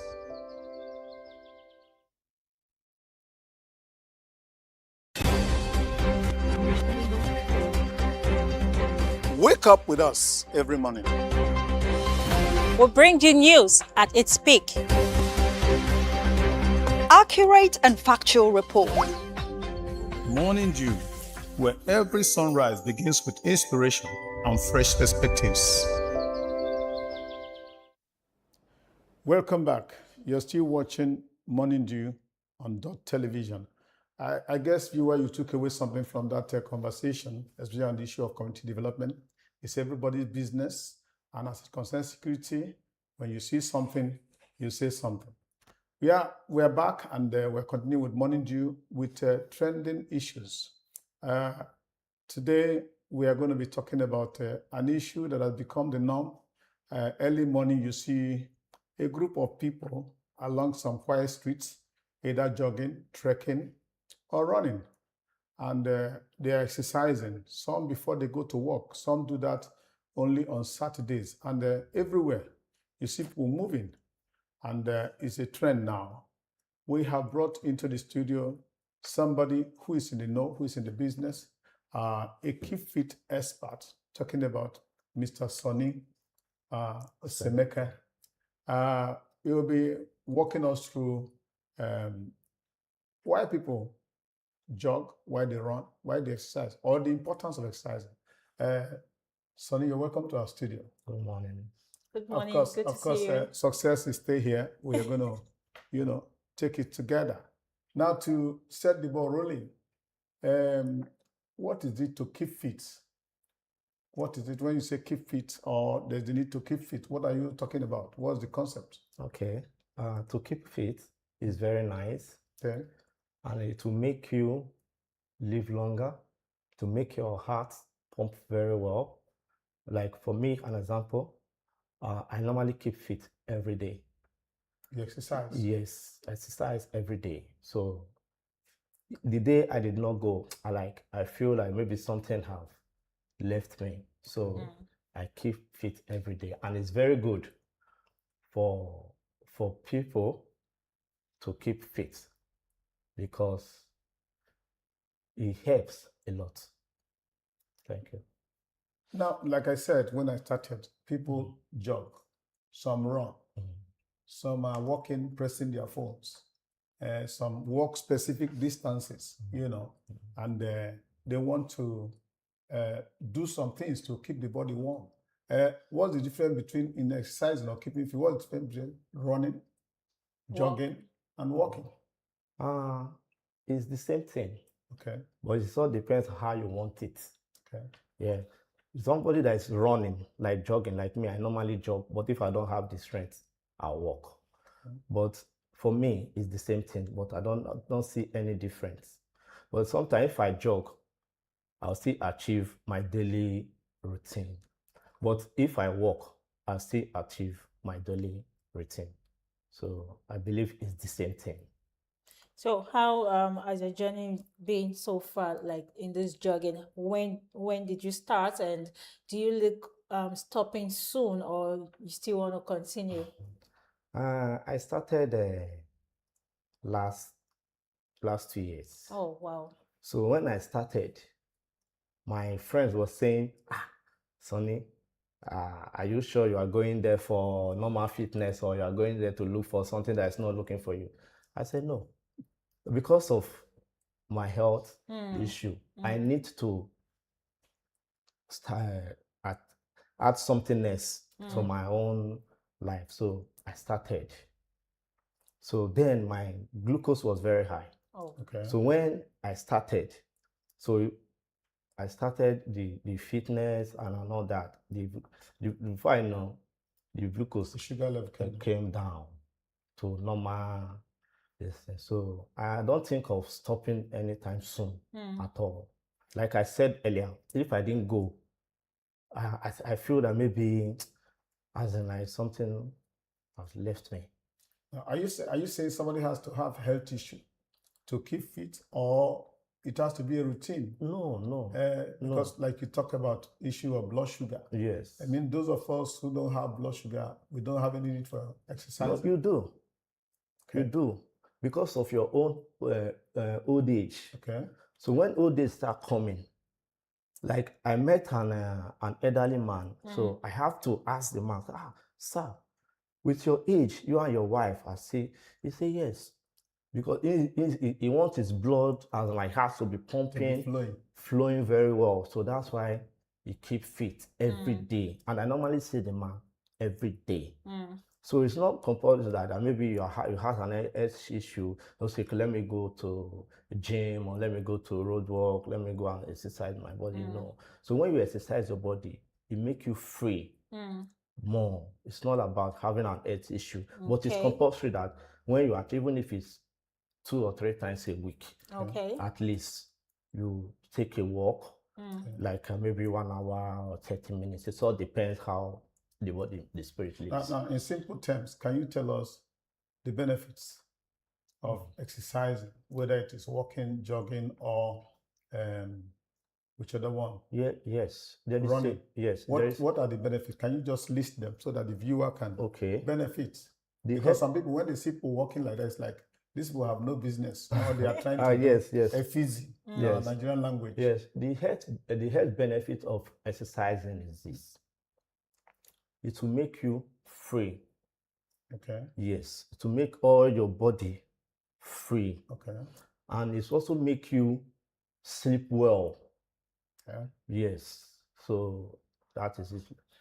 Okay. So what will you tell should I say, people like us, or those persons who go to work, they just wake up and go to work, and that has been like their normal daily routine, For years. Monday to Friday for years. What do you have to say to them? Like, is that a good one, or you think they should have a time to ship in exercise into their normal routine as well? For me, it's not a good one. Mm. Before, when you walk from here to like, from here to the junction now, you'll be panting. Okay, your Like, heartbeat will. yeah, your heartbeat will, Right. like, because you are not Of course. exercising. Okay. So, but if you are exercising, you can take a walk from here to like Bogologo without even And you're feeling breathing that well. you have done it's something. done something. So those people that wakes up in the morning, go to work without without exercising, for me, it's not good. At least they should make out a time to exercise. So you say it has health implications when you don't go on a regular exercise. Yes, it will. All right, let's look at this one. We know of people also, when they wake up in the morning, they have routines that they follow. They don't go outside of their house. They don't walk on the street. They don't jog on the street. They don't run on the street. But they have things they do, either sit-up positions, tummy, wanting, and all manner of exercise, aerobics they do inside their house. How does that compare with the one of going outside to walk? It's the same thing. It's the same thing. Yes, it's the same exercise. Okay. Yes, it's the same thing. So because most people don't have that this thing that you just mentioned right now, they don't have it. But if you are doing that same rugby and aerobics thing, and it's the same thing that people that are still walking along the street, or people that is still in the gym and all that, it's the same thing. So all right, maybe we're looking at trending issues. When we come back from our short break, we'll continue with the discourse. Stay with us.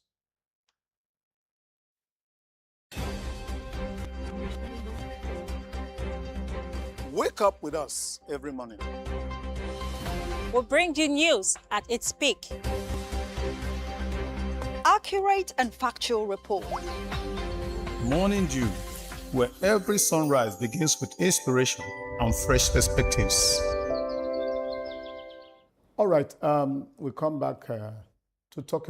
We have talked to a few people on the issue of jogging and what they're doing. Let's hear their views. Those of them who are actually involved in walking, jogging.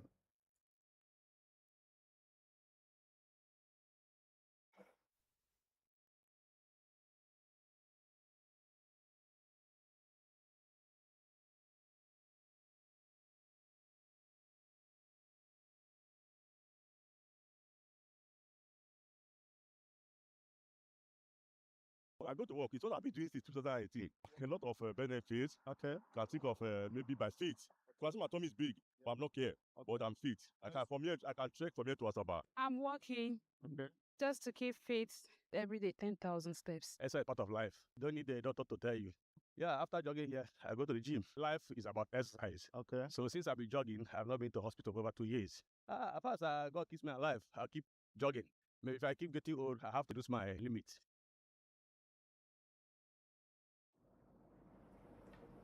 Yes, that's exactly what we're talking about. We saw it live there. Some are running, some are jogging, some are partnering to just stroll while pressing their phone and all that. But all the same result they hope to achieve. Now, we are back to Sonny. There are those also who take it to another level. They go to the gyms. In fact, it's becoming a fast growing business where people establish gym with all manner of electricity activated equipment, some of them powered by electricity that they can make you walk faster, run faster, ride back faster, and all those things. Now, from the room where I wake up, I can do something. I can go out on the streets, walk, jog, whatever, run. Now, why do I have to go to the gym? And what's the difference between the one we do? Because those ones are more vigorous. What's the difference between that and the one you are taking at your own time? You saw some people scrolling. Okay, thank you. For people that's going to the gym, some, if you notice, some are going there to carry the iron Weights. weights and all Yeah. that, and to build their muscles. muscles. Okay. Those people, you will hardly see them Mm. walking or Okay. jogging. Mm. And so there are different types. Like when you go to the gym, I'll be carrying iron, then build your muscles. Some are using it for like bouncer, security, Okay. and all that. To develop six-pack. But you can. There's no how you will see them. Like the video that you just watched now. Did you see anybody that is six-pack that has a muscle? No. Most of them have. In fact, one of the men said he's thinking that his stomach is very big, so he wants to make sure that it's not bigger than what it is. So there you will not see anybody that has muscles that will come here and be jogging. Okay. No. So you only find them in the gym. Okay. Yes. So that one is to build. That one is to muscle. build to build muscle. I want muscle. Maybe they have other things that they are doing it with. Maybe there are some people are doing it with like security job and all that. No, but okay, look at that person now. Does that person look like a normal person now? I think everybody goes to the gym. When I say everybody, I mean including ladies as well. I do see ladies as well. So and issues are being made out of it. Look at ladies there in the gym. Going there, actually, I want to look at some of them as sportsmen. Yes. They want to keep fit and then get themselves ready. Even the people who jog, some of them are sports people. But this particular one, the one you do in the gym is more vigorous. That's my concern. Somebody said, if you do that and you stop, or you are jogging and you stop, you gain more weight than you have lost. Because some of them do it for weight loss. Some do it for keeping fit, some do it for health. Now, some people say that if you're like you now that are used to walking, that if you stop now, before you know it, the weight you have lost or what you have tended to achieve, you will now regain it 20 times. It depends on what you eat. Okay. You can't finish. All right. Yeah, you can't finish gym or Jogging. finish jogging or walking. Yes. Then you go back home and put a bowl of eba or apple and swallow it. Okay. That means you've done nothing for yourself. Okay. Yeah. So like some people eat late night food. You that is going to gym or going to work out, exercising every day, you don't need a late night food at all. Because when you eat that late night food, it will make you sleep without waking up self. So when you wake up, all your body will be heavy. It'll be dull. Oh wow. Yes. So for me, I don't eat late night food. That means you're saying that the eating habit is it's also part of it. Related to exercising. Yes. And mostly you want to say the late night meal is also dangerous to the body. Yes, it's also dangerous. All right. From what you have told us now, we're exercising for health, to keep us healthy. Then we're exercising to lose weight, to keep our body shape. Yes. And then of course we're exercising to ensure that if we have health issues like blood sugar, it has a way of bringing it down. All right. So much on exercising. Mr. Sonny, thank you for coming to the studio. Thank you, sir. Thank you. Thank you so much. Thank you. All right, you have seen it and you have heard it all. Even as I speak to you, I speak to myself. Wake up in the morning. If you don't have time to run around, jog around, in your house, you can do sit-ups. You can do in your bedroom all manner of flinging of the body. The whole essence is for the blood to pump, for the heart to pump blood to the body, blood to flow to every part of your body and make you fit for the day. And a daily thing is better.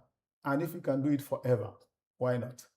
Stay with us as we go on a short break. When we come back, it will be business updates.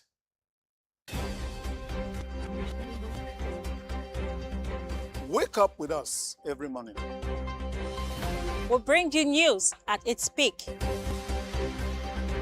Accurate and factual report. Morning Dew, where every sunrise begins with inspiration and fresh perspectives.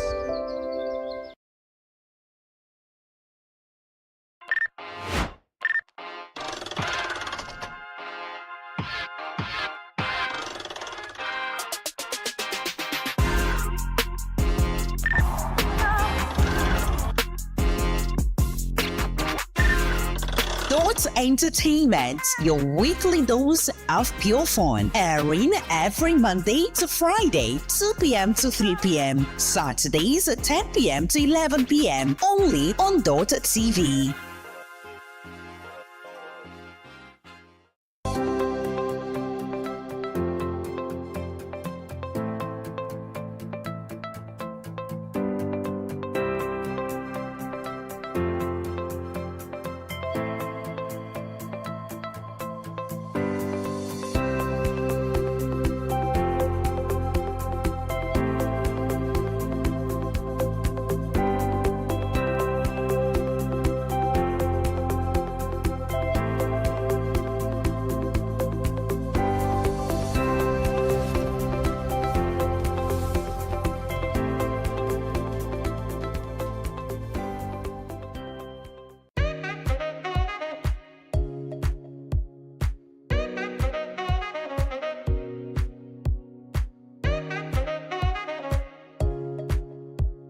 We impose extra burden on the masses. I feel you're paying.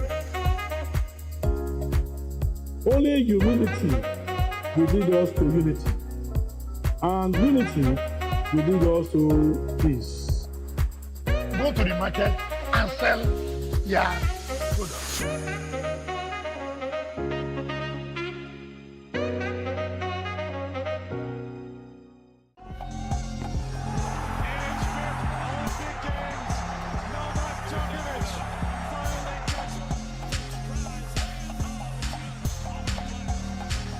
Amazon from Harrison. That is a massive world record. Martinelli goes, boys, out of his goal. Martinelli. This will be 3 for Arsenal.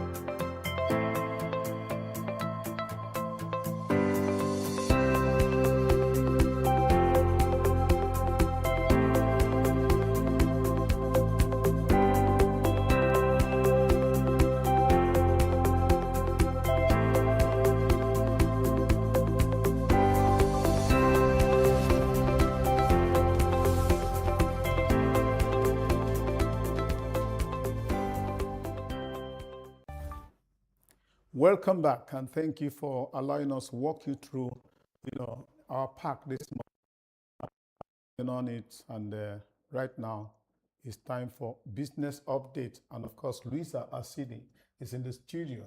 Oh, good morning. Good to see you, Lisa. Oh, thank you. Good to see Yeah, you too. yeah. And Success, you look so lovely this morning. I was about to say that to you. Oh, thank you. Oh, I love what I'm seeing. You're glittery this morning. Oh, thank God. Thank God. All right, all right. Remember, you're here for business. Oh, yes, I am. So, can you unpack your business quick? Let's see what you've got today. Okay. We begin today with a grim new snapshot of how Nigeria spends its money. For every ₦1 the federal government spends on health and education combined, it spends almost ₦5 paying back foreign debt. That is from a new report by ActionAid, which says Nigeria channels about 20% of its revenue into servicing external debt, while just over 4% goes to healthcare and about 4.4% to education. The report also says the International Monetary Fund pushed Nigeria to remove fuel subsidy and advised that value-added tax, the tax on most goods and services, should rise from 7.5% towards 15% by 2026, without enough protection for poorer households.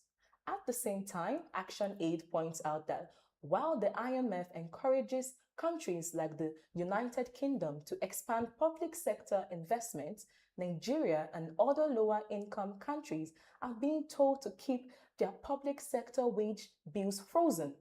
The IMF, for its part, argues that cutting costly subsidies and raising more non-oil tax is needed to stabilize the economy and create room for social spending over time.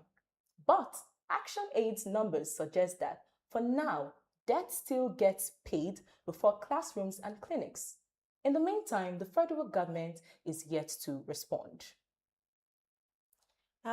Yes, saying debts need to be that every ₦5 when we spend, we have ₦5 go for debts.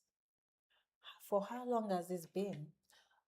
It's been for a while. You know, Nigeria has a lot of debt currently, and the IMF is suggesting that they should first of all solve that debt before they look at places like education and health. Yeah. And because of that, they're also telling the government to also add tax to products and services. The citizens are already suffering. I think we'll come back to that. You still have a next story. Oh, yes, Finish your stories. I do. Okay, our next story is still about cash, but this time, the one in your pocket. For all the banking apps, transfer apps, and POS machines, Nigeria still runs on cash. However, the central bank's latest figures say otherwise. As of May, Nigerians were holding ₦5.19 trillion in cash outside the banking system. That is more than 9 out of every 10 naira in circulation sitting outside the banks, not deposited, not in any account. That figure is up about 2% in 1 month and 12% higher than a year ago. For millions, cash is still the currency that works. The central bank aims to reduce cash outside the banks below 40% by rolling out millions of tap-to-pay points in markets, motor parks, and rural areas. But for now, the naira in your hand is still the one most Nigerians trust. So, what they're trying to say that we have more cash on our hands than having in the banks. So, does this mean Nigerians no longer save or keep their money in the banks anymore? I would say some of the Nigerians, I don't want to say most, but some of the Nigerians basically do not trust the banking system. I don't know if you recall, there was a time Nigeria was trying to make a cashless system. The cashless policy. We are still in the business. We are still Yes, yes. The whole aim is to ensure that the cashes are in the banks and Yes. less cash. Yes, but if you recall, at that time, it didn't fully work out with the citizens. So many people would go to the bank, they are seeing the figure in their account. They go there and then the bank tells them that you don't have money in your account. That's what was happening at that point. And you can't withdraw. Yes, you can't withdraw. So most people are saying that, okay, I can't trust the banking system anymore. Yeah, I'd rather keep the money with me, maybe under a mattress, in a book. They will find wherever they feel safer to keep the money, where it's closer to them to collect. You know, that brings me to what transpired at the time of Naira, the change of the currency. Yes, Most people have stashed money. There was a case of a governor who kept large chunk of money, cellophaned it, and then put it in SUVs and buried it underground. Yes. And then by the time they were to change the currency, he went there and the money had turned to dust. Yes, the money. There were some that put their own, they dug well and kept the money. By the time flood, even in Asaba here, flood happened, and then of course those monies were wasted. They were all wasted. It's good to preach cashless society. Yes, because one, it discourages the issue of robbery. Yes, it does. Because it got to a point where even bankers themselves, when you withdraw a large chunk of money, there's already a notification to some hoodlums outside that this person coming out of this car has withdrawn some amount of money, so they follow the person to the car. So the whole essence of cashless society is not to deprive you of spending your money, but it's for your safety. Yes, it is for your safety. For their safety. So I would say that if Nigeria wants to operate a proper cashless system, they should do it correctly in a way that it doesn't fall back in a very bad way for the citizens. I think they should work on it better. That should be the best thing to say. Well, such embargo, because like right now, you have an amount you can withdraw across counter as an individual, even though you have all the money in the bank. Yes. Then they will tell you transfer.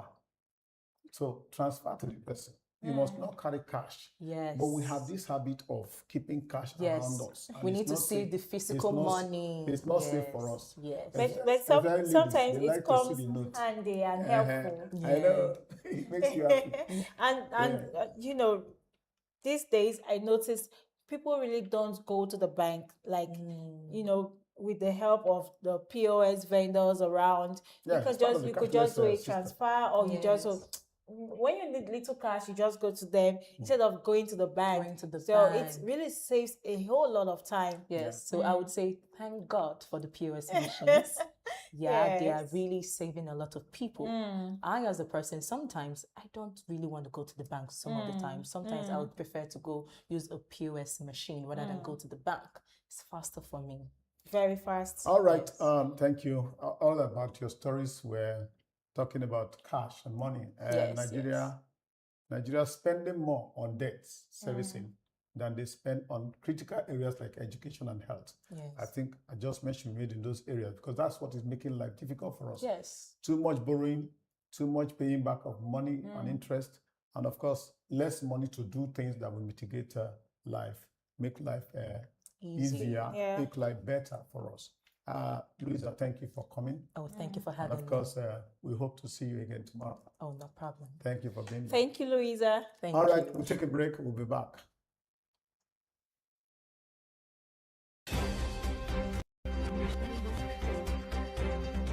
Wake up with us every morning. We'll bring you news at its peak. Accurate and factual report. Morning Dew, where every sunrise begins with inspiration and fresh perspectives.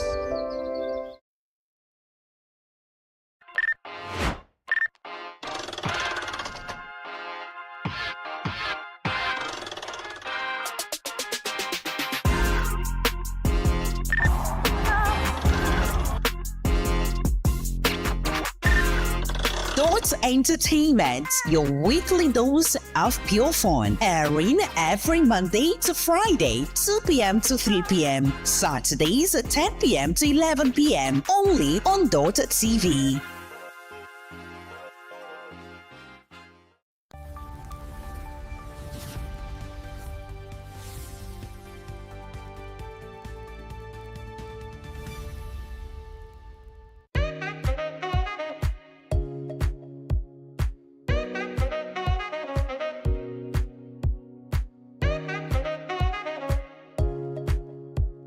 We impose extra burden on the masses. I feel you're paying.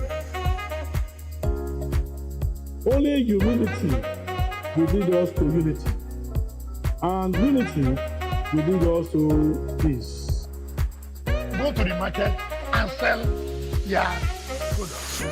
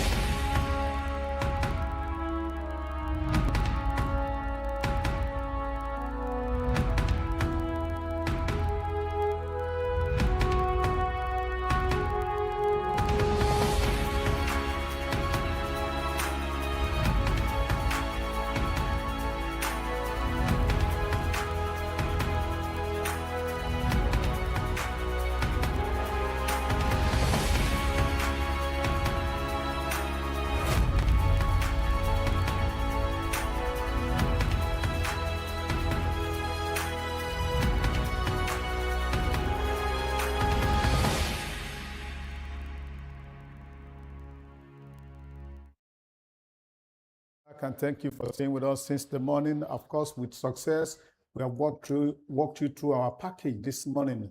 First, we started with the papers, and of course, one issue stood out: success. Here's the issue of the police bill to be, it needs, now we don't need to waste time on it. So it just has to be timely and on time. So we could be able to curb this issue of insecurity happening around us. Our nation needs to be safe. Yes, that is the word. There's the need for the House of Reps and the state assemblies to be quick about it so that it can come on stream. And then, of course, we brought a guest who spoke to us about the need to be part of community development and, of course, success. The issue of exercising. Yeah. So for exercises, I think we have Sonny Osemeka. So talking about exercise, it's a good thing that before you leave your house every morning, like if you don't have the time to actually go out for exercise, you can actually do that in the comfort of your room. A little aerobics and all that to keep your body fit and to keep you started for the day. All right, thank you, Success, for being there, and thank you, viewer, for being there. That's the much of our package this morning on Morning Dew. We shall be with you tomorrow for a more exciting edition. Bye for now. Keep watching. Wake up with us every morning. We'll bring you news at its peak. Accurate and factual report. Morning Dew, where every sunrise begins with inspiration and fresh perspectives.